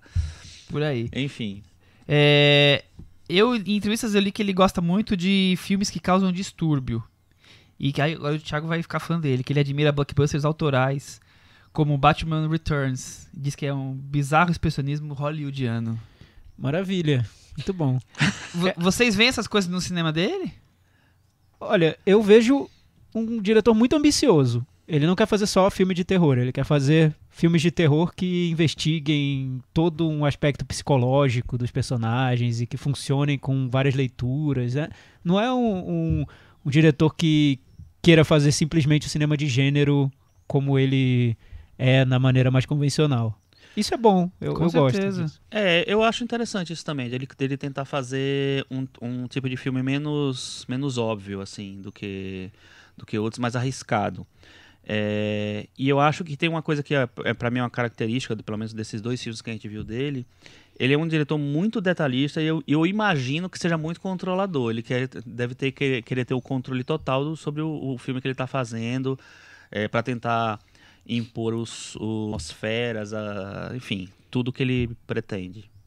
Pois é, Chico, falando nisso, eu até ouvi uma entrevista com ele em que ele fala da versão do diretor de Midsommar. Ele já lançou uma versão do diretor que tem 2 horas e 50 minutos. Esse tem 2 Esse horas, tem 2 horas e 40. 20. E 20, tá. Mas a primeira versão do filme tinha 4 horas e pouco. E ele falou que essa versão pra ele era definitiva mesmo. Que pra ele tudo tá lá, nessa versão de 4 horas. Então daqui a 30 anos vai sair. E ele conta como foi difícil cortar o filme, que cada corte era um na corte carne. na alma, né? Então, é um diretor muito Navalha na detalhista. carne. É um diretor muito detalhista. Você nota nos 2 filmes, tanto Hereditário quanto nesse, que parece que ele constrói os filmes como se fossem cidadezinhas de miniatura, né? Cada detalhezinho ali conta na construção de um universo onde o espectador vai se perder. Ele diz o seguinte, uma frase que eu gostei nessa entrevista, ele diz o seguinte: pra ele, se um filme é bom, ele quer ficar dentro desse filme por mais tempo possível. Então ele gosta de filmes muito longos e muito detalhistas. É o estilo do Ari Aster. Podemos aguardar então filmes longos da Ele carreira disse que dele. adora filme longo. Muito bem. Vamos pra sinopse? Vamos. Tá, não, depois eu falo de uma comparação que eu quero fazer com Faz a Midsommar, comparação. Não, mas eu acho que tem que ser depois que a gente Então tá falar bom. Você tem os nomes dos personagens Você- do casal? Eu tinha pensado só na Florence Pugh. Desculpa. Mas tudo bem, vamos lá. O namoro dos estudantes Danny Florence Pugh, e Christian. o outro que eu Jack ainda não Raynor. achei. É que parece o Seth Rogen. O sósia de Seth Rogen. Nossa, parece mesmo. Então, o namoro desses O dois... namoro desses dois parece perto do fim, Cris. Pois é. Mas ela acaba entrando numa viagem de férias da turma de amigos dele após ser devastada por uma grande tragédia familiar. O grupo parte ao interior da Suécia, conhecer a comunidade onde vive um deles do grupo de amigos, e estudar as tradições da festa de solstício de verão.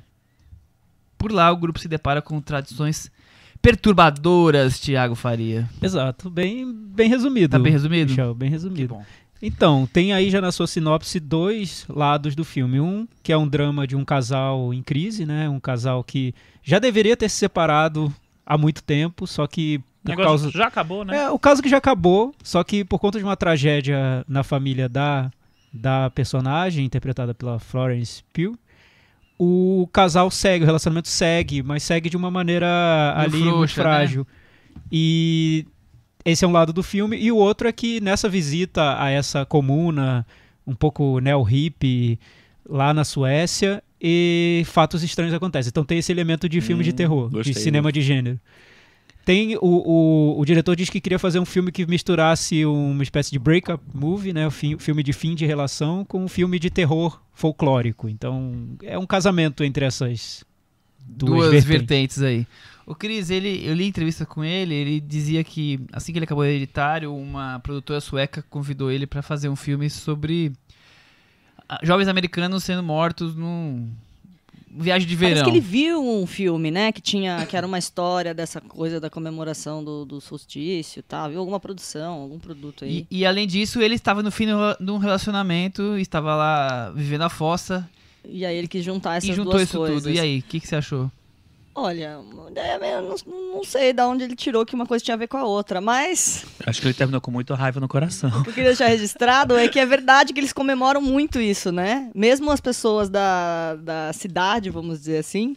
No ano passado a gente foi pra Suécia, Finlândia e tal, as pessoas da cidade tem um feriado ali para comemorar lá o solstício. As pessoas saem das cidades, deixam a cidade completamente deserta e vão pro interior, passar do lado da fogueirinha, do lado do lago. Cabana. Tem essa coisa de ser uma coisa meio contato com a natureza e tudo mais. E realmente tem uma cerimônia. Não Tem tão, vários rituais, assim? não tão ritualístico, eu acredito, mas tem essa coisa de sair da pro cidade. ritual.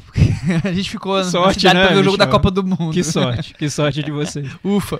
Eu acho interessante essa coisa dele, esse namoro com esse subgênero que eu pessoalmente gosto bastante, que é esse folk horror, né? Não tem Que muitos é o horror filmes, folclórico. Tem alguns, Tem assim. alguns. Eu acho que um dos mais simbólicos foram feitos entre os anos 60 e 70. É o Homem de Palha, o original, que é de 73, que eu acho maravilhoso. E tem um que chama Witchfinder General, eu não lembro como é o nome em português.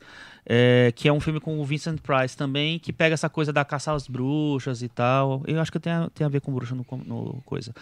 Caçador de bruxas, eu acho, Caçador das Bruxas, uma coisa assim. Mas assim, existe isso, principalmente no cinema inglês. Muitos dos filmes da Hammer, né, que é uma das grandes produtoras inglesas de terror, inclusive, na verdade mundiais, né, de terror, eram desse gênero. Eles pegam elementos folclóricos, ou religiosos, ou pagãos, e não sei o que lá, ou seitas demoníacas, satânicas e tal, e constroem histórias a partir disso, dessa relação e tal. Eu acho interessante o Ari Aster ir para esse lado, porque assim, no Hereditário, agora acho que já dá para dar spoiler do Hereditário, ele vem com um tipo de terror mais sensorial durante o filme inteiro, e no final, a última cena, ele migra para esse... Na verdade, migra até meio tranquilamente, assim.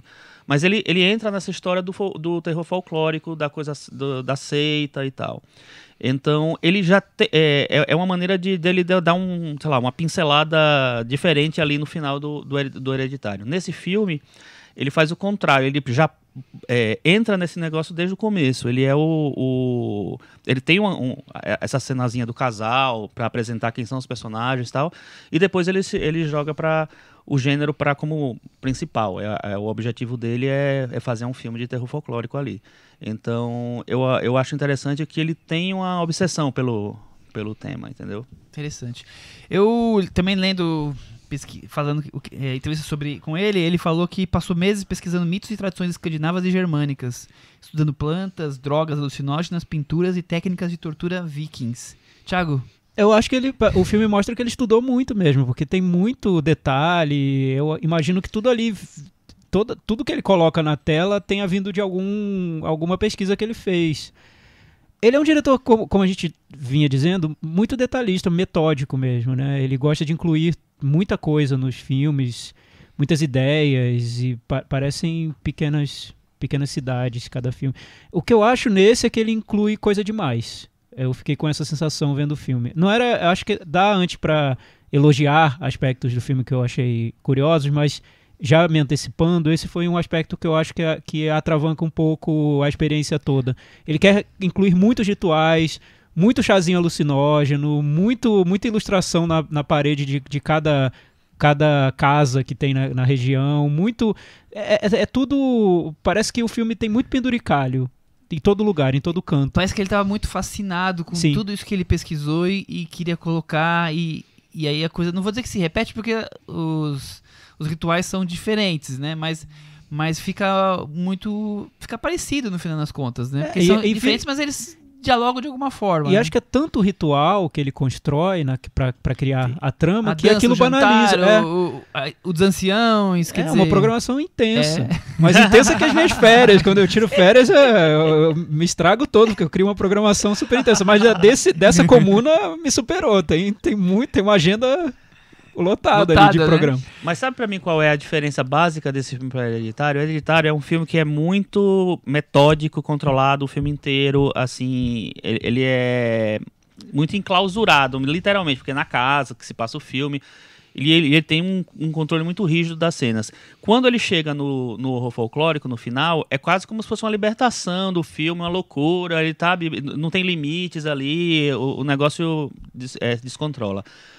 E os filmes de horror folclórico, principalmente O Homem de Palha, eu acho que tem muito dessa coisa da alucinação, do transe, de passar uma coisa meio psicotrópica mesmo, meio louca.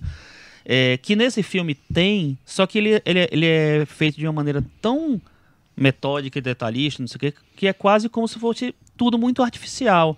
Então, assim, ele é um bom diretor, ele tem controle das cenas, ele sabe o que quer, ele constrói muita coisa, mas é tudo muito seguindo uma cartilha ali, sabe? Eu acho que ele peca um pouco em deixar o filme muito... a mão dele ser muito pesada nesse sentido, sabe? Tudo tá muito sob controle, e então isso, quando ele é muito explícito, e o filme é muito explícito muitas vezes, fica parecendo muito calculado e muito artificial. Então eu acho que isso perde um pouco dessa coisa do alucinógeno que dá uma liberdade, assim. O alucinógeno nesse filme, ele tá muito preso. Concordo inteiramente com você, principalmente quando você fala que ele tá tudo tão bem programadinho e tem essa questão do alucinógeno, mas por outro lado, nos momentos mais chocantes, ele acaba ficando tão perfeitinho que se torna até artificial. Eu acho curioso essa mistura de cinema de horror folk com um conto de fadas, porque pra mim eu vejo ali muito de conto de fadas nessa coisa do tipo relacionamento que está por um fio e tem uma tragédia, e aí vamos tentar buscar um pouco de paz numa viagem, num local idílico, lindo, e eu acho curioso essa junção dos dois. Não que no final a coisa funcione perfeitamente, mas a ideia eu acho muito bem, como eu vou dizer assim, elaborada.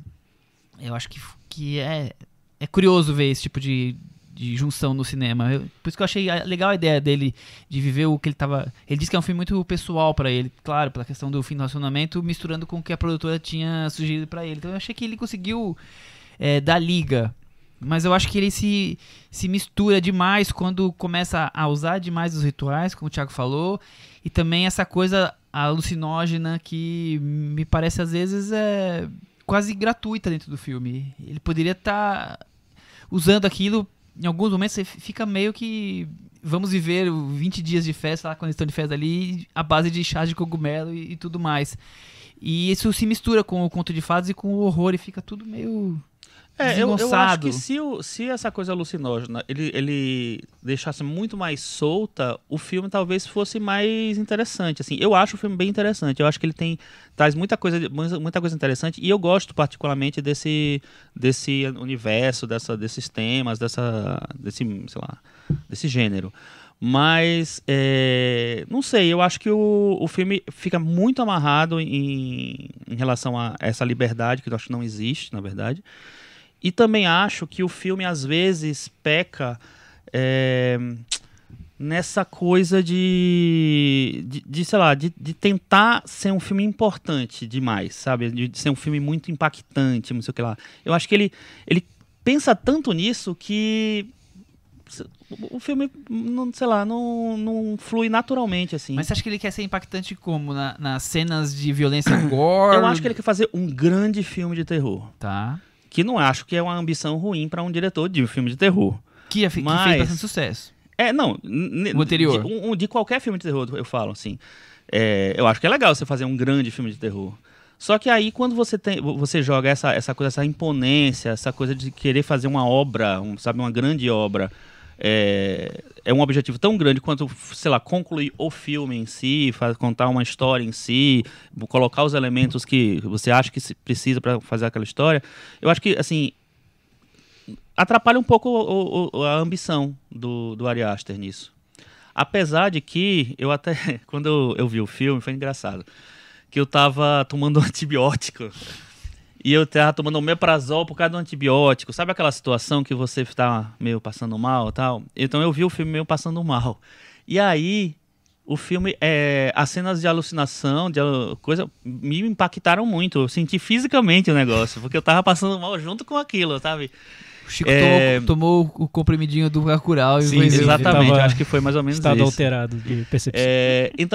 Então, pra mim, essas cenas me tiveram impacto pra mim. Só que, ao mesmo tempo, eu acho que toda vez que tinha uma coisa muito explícita, me parecia gratuito, como se você, tipo assim, esquecesse o filme que ele estava contando pra concentrar no impacto que aquela cena ia ter, entendeu? Então, acho que eu nunca gostei muito disso, de você querer vencer pelo choque, sabe? Então, querer ser o Lars von Trier da Suécia, do terror rural sueco, né? Mas enfim. Eu vou elogiar aqui um pouco o filme. Eu acho que é um filme irregular, eu não gosto muito, eu concordo com o Chico no que ele falou agora, mas vou tentar apontar o que eu vi como positivo no filme. Eu gosto da coragem do diretor, porque ele banca as decisões dele, ele gosta de filme longo, então ele vai lá e faz um filme muito longo. Ele cria esse clima pesado, essa atmosfera tensa no filme inteiro, a trilha sonora tá lá oprimindo o público, então ele carrega essa ideia de fazer um filme importante, ele leva até o fim. E também, nesses filmes de rituais, em que uma seita secreta aos poucos vai se revelando. Geralmente esses filmes guardam essa surpresa da seita se revelando para os últimos 5 minutos, né? A seita se revela e o filme acaba. Nesse não, ele passa 1h30 ali se divertindo com a seita, né? É uma coisa... Mortes, desaparecimentos... Ele tá tão encantado por aquele universo que ele construiu que ele deixa o filme rolar e convida o público a participar daquele processo e tudo mais. Nesse ponto eu achei diferente. Acho que é corajoso você esticar tanto um aspecto mais fantasioso do filme, que pode beirar o ridículo, e em muitos casos acaba beirando mesmo, e em alguns casos passa e vira ridículo de qualquer maneira. Então a ambição é boa, eu gosto. E outra coisa que eu acho positivo é que aí eu vejo uma semelhança tanto com Bacurau quanto com o Nós, do Jordan Peele, é que o Ari Aster parece que ele faz filmes que funcionam com uma leitura superficial e uma leitura subterrânea. Nesse caso, a leitura superficial é a leitura de um filme de terror, de seita, e a leitura subterrânea é um filme ali simbólico sobre o processo de luto de uma personagem, como ela faz para vencer essa situação de trauma, de imobilidade, para chegar ao outro passo da vida dela. Esse lado mais simbólico, eu acho que o filme desenvolve bem. Ele usa o recurso de terror como um reflexo do lado psicológico dessa personagem, de como ela precisa se livrar de toda aquela situação que estava aprisionando a vida dela, para ela ir para uma outra realidade, e como ela era dependente do namorado, e aí ela encontra na seita uma outra maneira de se relacionar com pessoas e criar outros contatos. Eu acho que o filme acaba usando a estrutura do terror para estudar aquela personagem. Nisso, para mim, é eficiente. Eu consegui embarcar nesse lado mais simbólico do filme. Mas no aspecto superficial, e agora apontando o que eu vejo como os defeitos, no aspecto superficial eu acho que é um filme com muitos problemas, com muitos furos, com personagens que não são bem desenvolvidos. Acho que fora a personagem principal, os outros são todos muito estereotipados, né? Você tem um personagem de um amigo dela que é o amigo idiota, e ele é idiota do início ao fim do filme, né? Ele em nenhum momento deixa de ser idiota. O outro é o amigo estudioso, ele é estudioso do início ao fim do filme. Todos os personagens masculinos são ruins, mal né? desenhados. Então, claro, você pode interpretar como um reflexo da maneira como ela vê o homem. Tudo bem. Pode funcionar. Eu acho que o lado simbólico do filme é o que ele tem de melhor. Mas tudo que é superficial, eu acho que é problemático. Tudo. Os rituais são excessivos, os personagens são caricatos, as situações ali que levam aos rituais são quase infantis mesmo, né? Porque parece que o filme tá guardando surpresas tanto pro espectador quanto pro personagem. E aí não faz sentido nenhum guardar surpresa pros personagens ali naquela a coisa situação. tá acontecendo na frente deles, eles Exato, não estão percebendo o que tá acontecendo, o clima, o que tá... Sim, no primeiro momento em que... ingênuo. Interpretando o filme só do ponto de vista superficial, tá? Não tô interpretando do ponto de vista simbólico, abstrato, nada. Mas no primeiro momento em que uma situação muito estranha ocorre naquela seita, é óbvio que você vai sair correndo e não vai querer voltar sem olhar pra trás, né? E os personagens não, eles continuam, então eles se submetem a todas as surpresas que o filme quer que eles sejam submetidos. Então, vira um esquema muito fácil de filme de terror, no meu ponto de vista, que superficialmente não funciona, pra mim. Simbolicamente, eu acho que tem aspectos interessantes. Eu também acho que tá muito mais interessante essa coisa da personagem feminina, de como ela vai se desenvolvendo pós-dramas. Tem 2 dramas ali, né? Tem o drama familiar, tem a relação tóxica dela com a irmã, digamos assim, e o que acontece, e a relação tóxica do próprio relacionamento que tá por um fio e nenhum dos dois sabe por que estão juntos, mas ainda estão juntos. O que você achou dessa coisa, dessa relação tóxica e também com relação ao feminismo que o filme levanta? Olha, antes de falar disso, uma coisa que eu li, eu tava lendo a gente tava falando aqui do Nós, e acho que tem um paralelo aí, né? Porque eu acho que o Jordan Peele vem do Corra, e aí num segundo filme ele quis fazer um filme mais ambicioso, que é o Nós, e que eu acho que ele conseguiu dar conta de fazer um filme mais grandioso e mais ambicioso. Eu acho que é o mesmo caso aqui. O Hereditário eu já acho bem ambicioso, na verdade, até mais do que Corra. E aí você chega num segundo filme tentando ser maior e ainda, né, e manter-se. E aí que eu acho que ele, como vocês estavam dizendo, e aí que eu acho que ele perde a mão. Que ele fica pisando muito tempo em tentar... eu acho que assim, em tentar chocar com alguma nova, né, coisa gore, assim, sendo que é isso, a gente já tá achando, já tá sabendo que vai ter mais uma, que aquela coisa da contagem regressiva, né, nós estamos com meia dúzia de gente, daqui a pouco vai ter 5, tipo, até, tá na cara que vai chegar no fim, nós vamos chegar em X personagens ali que vão ficar. Então, eu não sei, tem esse lado. Esse aspecto mais do feminino dela, eu acho que ele tenta manter Eu acho legal a personagem da menina, mas eu acho que ele tenta manter, assim, como é que eu posso dizer? Um mistério, do que tá passando na cabeça dela e tal, que eu não sei se funcionou pra mim, assim, do comportamento dela. É interessante porque nos 2 filmes dele, a protagonista, né, é uma mulher, né? Sim, Isso, a Toni Collette. Gosto bem mais do protagonismo da Toni Collette. A Toni Collette, assim, é uma atriz mais estabelecida, tal, não sei o que lá. A Florence Pugh eu acho muito boa, mas ela também tá começando e tal.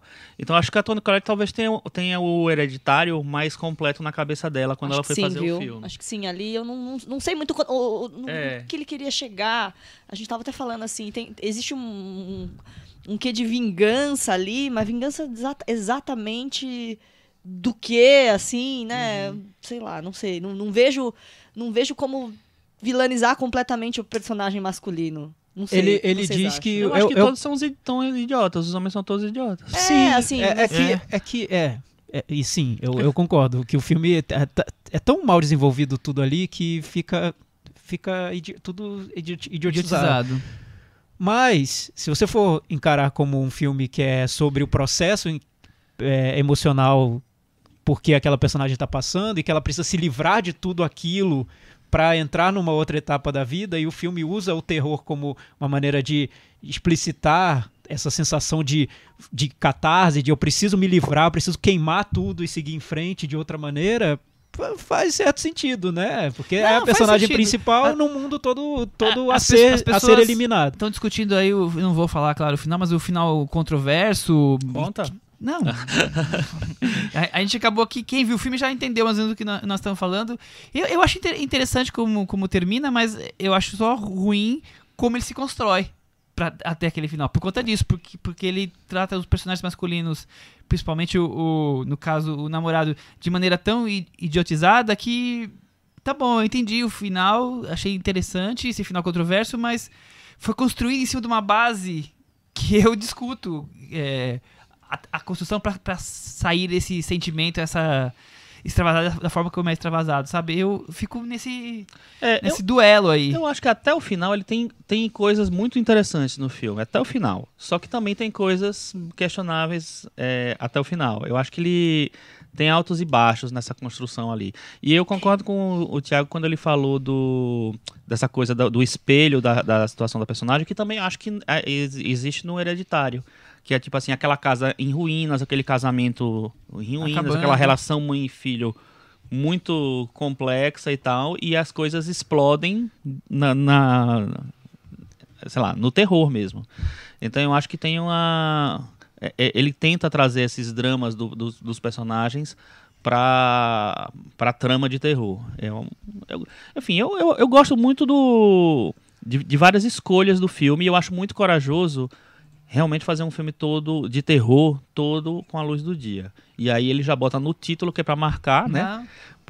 Pra marcar que vai ser. E assim, o filme, eu acho que tem uma cena noturna no filme. Talvez no comecinho, mas assim, lá naquele lugar maravilhoso que eles encontraram, tem uma cena noturna que é quando o cara tenta roubar o livro. Sim, exatamente. Depois eu acho que não tem mais nada, é só de dia. E é difícil pra você fazer... Pra criar clima e atmosfera sem a noite. A noite já favorece tudo. Ele cria atmosfera, ele não é um filme pra dar sustos, mas ele usa o terror de outra forma, né? Então, acho que dá, O que é até justo, dá não tem- sustos, mas assim, os sustos são diferentes, né? Não é um susto de, o que aconteceu, é um susto de, nossa, onde foi que ele... a que ponto chegamos? Horrorizado, né? Né?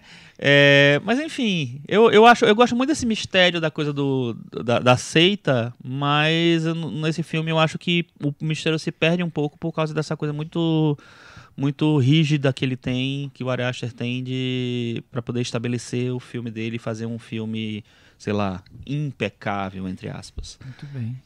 E talvez ele, na minha opinião, teria funcionado melhor numa versão mais enxuta. Eu entendo o diretor, ele não queria cortar nada, ele queria um filme de 4 horas. Adorou as tradições. Mas para você sintetizar a sensação da personagem, o processo das emoções, quando você amplia muito o filme, cria várias tramas e trabalha com essa superfície de um filme de terror, de seita, isso vai se perdendo, vai se diluindo, né? E acho que muitos espectadores nem vão captar esse lado do filme, que eu acho o mais interessante, né? Porque tá tão solto ali, tão amplo. E outra coisa que eu percebi foi nesse filme é como é difícil você trabalhar com o simbólico num filme, porque você tem que ter o controle não só do que você está querendo transmitir nas emoções da personagem, mas também desse aspecto superficial do filme. E não é todo diretor que consegue. O Jordan Peele acho que conseguiu no Nós, e o Kleber eu também acho que consegue no Bacurau. Mas esse filme me mostra como é difícil, porque você pode ter 2 filmes brigando ali entre eles. Dentro dele, né? Um filme muito frágil e um filme que é muito mais interessante, mas que tá ali lutando para contaminado aparecer. pelo outro. Então, não sei. O Hereditário eu também acho que tem esse problema, viu? Eu lembro que a gente discutiu o filme aqui. Eu me interessei muito pelas atmosferas que ele construiu, pela maneira como ele cria esse clima de tensão durante o filme, mas a solução que ele traz para a trama eu achei infantil também. Então, mas eu gosto da solução justamente porque ela mergulha nessa coisa do horror folk, que é mais liberto, é menos, sabe, pé no chão e tal. Só que é realmente um pouco de conflito em relação ao filme que vinha até ali, né? O Hereditário é muito numa caixa e tal, que eu gosto bastante do Hereditário. Da coisa da Casa Mal Assombrada. E aí ele vem e vai pra uma coisa fantasiosa e tal, não sei o que lá. E também é por isso isso que você falou de ser difícil você trabalhar com simbólico, que tem menos filmes na verdade, de horror folk, porque talvez não seja tão simples realmente de estabelecer esses limites. Até acho que tem um público que nem se interessaria, né? Eu Imagino acho que depende assim do que você pretende num filme, né? Filme de terror geralmente não é pensado para um público gigantesco, Sim. né? É um público muito mais específico, né? Não é todo mundo que gosta. A gente até discutiu quando a gente falou do segundo It, essa coisa da indústria do filme de terror hoje em dia. O terror passou a história do nicho e foi para uma coisa mais blockbuster. O Midsommar, eu acho que ele é feito numa escala um pouco maior, só que ele talvez funcionasse melhor para um público mais específico. Mas talvez mesmo esse público específico fique incomodado com ele, porque eu talvez seja esse público específico. Fique incomodado com ele, sei lá, perder um pouco dessa espontaneidade no sentido de liberdade mesmo que o horror folk permite. Eu recomendo muito que as pessoas assistam O Homem de Palha, que é um filme de 73 do Robin Hardy. Ele foi refilmado nos anos 2000 horrorosamente com o Nicolas Cage. Apesar de uma bela atuação. Apesar da bela atuação do Nicolas Cage, exatamente, Thiago. Mas é um filme que tem uma cena de transe coletivo, sabe? Que eles tocam as músicas, todo mundo fica meio dançando em vários lugares da ilha onde ele se passa. Que ali você entende como como existe a possibilidade de você traduzir essa coisa da alucinação da coisa, né? para todo mundo. Mas o diretor desse filme só fez esse filme, né? Teve isso, né? Não, acho que ele fez uma continuação Alucinou tipo 70 anos depois e tal. Mas não é todo mundo que consegue, realmente. Vamos pro Metavaranda? E aí, Thiago? Eu vou dar nota 5. Cris? Vou dar 5 também. Chico, eu vou dar 4,5. Eu vou dar 6. Com isso, Midsommar Mal Não Espera a Noite ficou com 51 no Metavaranda e tá aqui penduradinho. 51. Então, o filme tem uma boa ideia, é isso. Não foi tão bem desenvolvida, mas a ideia é boa. Essa nota vale pra isso, eu acho. Perfeito. Encerramos perfeitamente a conversa assim. Vamos puxar de da varanda então agora. Chico, você tem a primeira recomendação aqui do... Eu assisti hoje, inclusive, no caso ontem, porque o programa vai ao ar na terça, o filme Rainha de Copas, que é um filme, participou de Sundance, né? Ganhou o prêmio de audiência do mundo, né, mundial, que é dinamarquês, de uma diretora que eu não sei falar esse nome, Mai El-Tuki, e é estrelado pela Trine Dyrholm, que é uma atriz que fez muitos filmes importantes dinamarqueses. Ela, enfim, fez a Comunidade do Wittenberg, fez bastante coisa. E é um filme muito difícil, duro, pesado. Até agora eu tô na dúvida se eu gostei de verdade dele ou não. Que dúvida. Porque é um filme que trata de uma situação bem complicada. Acho que como é a proposta do filme, dá pra falar. É um jovem que vai morar com o pai, na verdade, né? Que é casado que tem uma outra família já. E aí ele começa a ter um envolvimento com a madrasta. E a madrasta é justamente uma pessoa que defende crianças abusadas. Então é um negócio bem complicado, como a Dinamarca gosta de fazer. Mas eu acho que tem escolhas dramáticas muito boas. A atriz está excelente no filme. E eu acho que é um filme que vale a pena ser visto. Está em circuito. Muito bem. Thiago?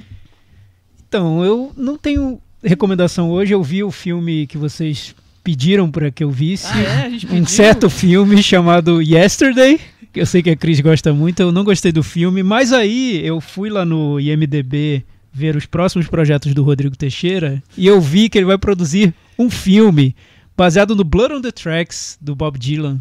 E aí eu acho que vai ficar legal. Yesterday não ficou, mas esse eu acho que vai ficar. Então fica aí minha recomendação pro futuro. Eu ia perguntar exatamente isso agora. Conta alguma coisa pra gente disso. Não, o Blood on the Tracks está em fase final de desenvolvimento, entrando em pré-produção. E ele deve ser rodado ano que vem. O diretor é o Luca Guadagnino. Então, legal. Apenas Luca Guadagnino. Não posso revelar mais quem são os outros envolvidos no filme. Mas é um roteiro que eu gosto muito. É um filme que pode ser um filme muito... É um filme que é similar ao Franco Atirador, do Michael Cimino. Ele vai nesse lugar. Ele é um filme que tem essa pegada. Se passa entre 1971 e 1981. E ele tem uma pegada do Michael Cimino, assim. Ele é um filme que entra nesse universo do Franco Atirador, assim. E então é uma adaptação da história do álbum? Na verdade, não. A gente usa o álbum como inspiração para uma história original. O roteiro foi escrito pelo Richard LaGravanese, que fez Pontes de Madison, Fisher King, dentre seus principais roteiros. E é um roteirista fantástico. E o roteiro dele é primoroso, assim. É uma obra... E é com a Chloe Grace Moretz? No elenco não podemos divulgar ainda. Tem tá no IMDb. No IMDb eu não sei quem botou ela lá. Deve ter sido a Paula. Eu acho que pode ter sido alguma gente, porque assim, o elenco em si, o papel que ela faria é um papel pequeno. Então assim, o elenco principal é outro. Assim, Tem um outro elenco aí. É um agente bom que já Possível. pega todas as possibilidades. E rapidinho, Esse já agente é quase a gente de todo mundo. Tá no filme. já que a gente tá dando um pouco de spoiler, eu vi que também tem um projeto com o Brian De Palma. Não tem mais. Esse filme a gente ia fazer. Esse Thiago vai filme chorar, ele- que triste. Não é que não tem. Esse filme é um filme difícil de realizar por várias razões. Tem outros filmes nossos que a gente anunciou um filme com Drew Goddard, que é o Sabrina, que é uma graphic novel, que eu acho que esse filme vai ser um filme que vai ter o que falar bastante. A gente tem outros, tem filme novo do Karim, que eu não posso anunciar o que é. Tem um filme brasileiro que eu posso, um filme estrangeiro que eu não posso, do Karim. O brasileiro é o Sol na Cabeça, que já é público. Só na cabeça. É o livro do Giovanni Martins, o filme estrangeiro que eu vou fazer com o Karim ainda não posso anunciar. Tem projeto novo nosso com o Olivier Assayas. Mia Hansen Love. Mia Hansen Love já foi filmado, então eu posso falar. O Bergman Island, com o Tim Roth, a Mia Wasikowska, a Vicky Krieps, aquele ator que fez o filme do norueguês, o cara que mata as crianças. O Anders Tupi. Newley. Legal. Ele é outro ator. É um filme muito. Ele tem muita similaridade com Francis Ha, porque ele é uma história inspirada na vida do Noah Baumbach e da Greta Gerwig no Francis Ha para a Ilha do Bergman. Então essa história foi inspirada nisso. Então é engraçado que esse filme acabou vindo Parar na sua mão. parar na minha mão. É um filme que a gente filmou.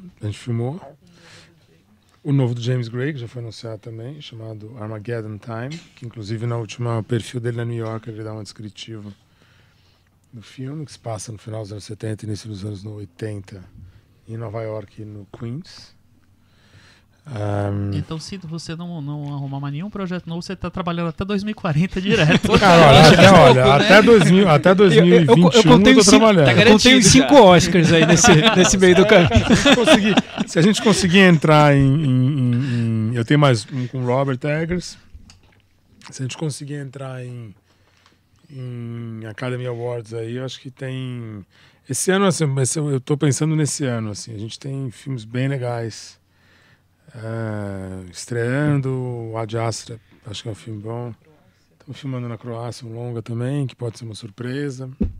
O Scorsese está produzindo comigo. Tem um filme novo do marido do Luca Guadagnino, Ferdinando Cito Marino, que é com... Esse filme já foi anunciado também nos Estados Unidos, que é com John David Washington. A gente filmou, a gente é No Infiltrado na Clã. com a Alicia Vikander, a Vicky Krieps e o Boyd Holbrook. Vicky Krieps do Trama Fantasma. Do Trama Fantasma, é o segundo filme que eu faço com ela. Que mais? Tem mais coisa. Tem um filme que eu acabei de fechar de um diretor chamado Lance Hammer, que é um dos melhores roteiros que eu já recebi, que eu devo filmar a qualquer momento. No Brasil tem o novo filme da Gabriela Amaral, o novo filme do Ali Moritiba, o novo filme do... O que mais eu tenho pro ano que vem? Cara, tem o filme da Dominga Sotomayor, chileno, que a gente filmou. Tem filme tem o filme do Gabriel Martins, que é o Vicentina Pede Desculpa. Agora, né? Então, assim, a gente tá com o slate de uns 20, 25 filmes para os próximos 4, 5 anos. Tem bastante coisa. Tem. E tem coisa que a gente está desenvolvendo que a gente gostaria de filmar, que não está maduro ainda, então é difícil a gente... E alguns desses filmes que eu falei com você, eventualmente não vão ser filmados. Assim, são filmes que são projetos que podem mudar, podem não acontecer. Estão em negociação. Tá. Às vezes não acontece, às vezes o filme está pronto para ser filmado e não roda. O do Brian De Palma estava pronto para ser filmado há 2 anos atrás e não filmou.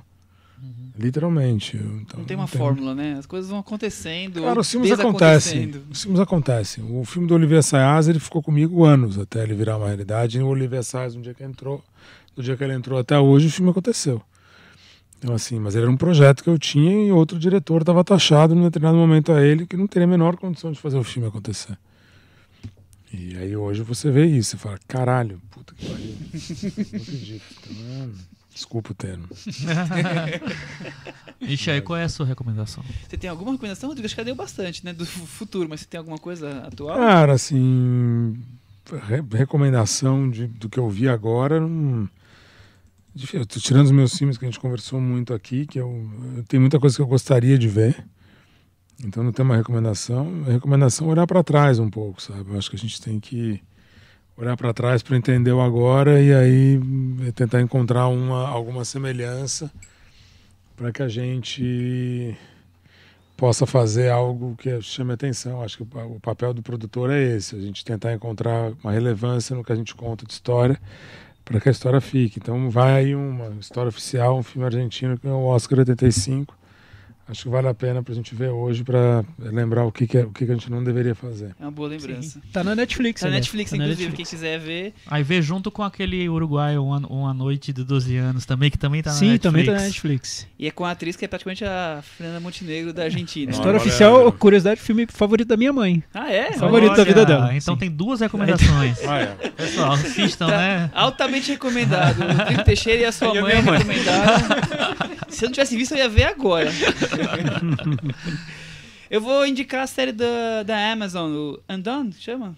Andando. Nossa, eu achei super legal. Eu vou tentar evitar o mínimo contar, porque eu acho que perde um pouco o impacto do que ela oferece, porque ela vai criando camadas e mais camadas, inclusive psicológicas, que você não espera. E acho que, principalmente o final, me impactou muito, porque eu esperava que ele fosse cair pra uma coisa da fantasia e acaba muito pé no chão. Então, me surpreendeu bastante. É uma Ela série bem de animação, curtinha. né? Série de animação, dos mesmos criadores do BoJack Horseman. É bem curtinha, tem acho que 6 ou 8 episódios, mas de 22 minutos, então ele passa voando, você maratona aquilo deliciosamente. Então, essa é a minha puxadinha da varanda. Minha recomendação é que o Itaú Cultural anunciou que em outubro e novembro eles vão fazer uma retrospectiva de Eduardo Coutinho. E eles anunciaram também que vai ter uma masterclass do João Moreira Salles. Então, eu e a Paulinha já estamos se organizando para acampar na porta no dia 7 de Vocês vão organizar e fazer, mas. E dar aula também. E a Paula vai Quiser dar a morar recomendação na porta. dela. Não pode ser Midsommar, porque Midsommar a gente já falou. Fala alguma coisa. O menino, como é que é? O menino que fazia rir, que estreia essa semana. Gostou? É, muito lindo. E eu tô fazendo assessoria, então. Ajuda, isso ajuda. Vale, Paula. Sempre privilegiando. Outro workaholic. Encerramos por hoje, gente? Acho que sim, agradecendo ao Rodrigo, né? Muito Sim, obrigado pela muito obrigado, participação. Rodrigo. Sim, foi Obrigado a incrível. vocês. Obrigado por ter vindo. E parabéns Obrigado. pela trajetória e por optar por filmes arriscados, é isso que a gente gosta, né? São projetos que a gente assiste ao filme pensando que, na coragem... Quem de foi ter- esse louco Quem foi que esse doido que produziu? produziu? Enfim, Obrigado. ainda bem que você tá Continue trazendo apostando esses nesse... filmes pra gente, por favor. Vamos lá, tô trabalhando para isso. Espero trazer mais. Isso aí, tá semana que vem. Tchau. Tchau. Tchau.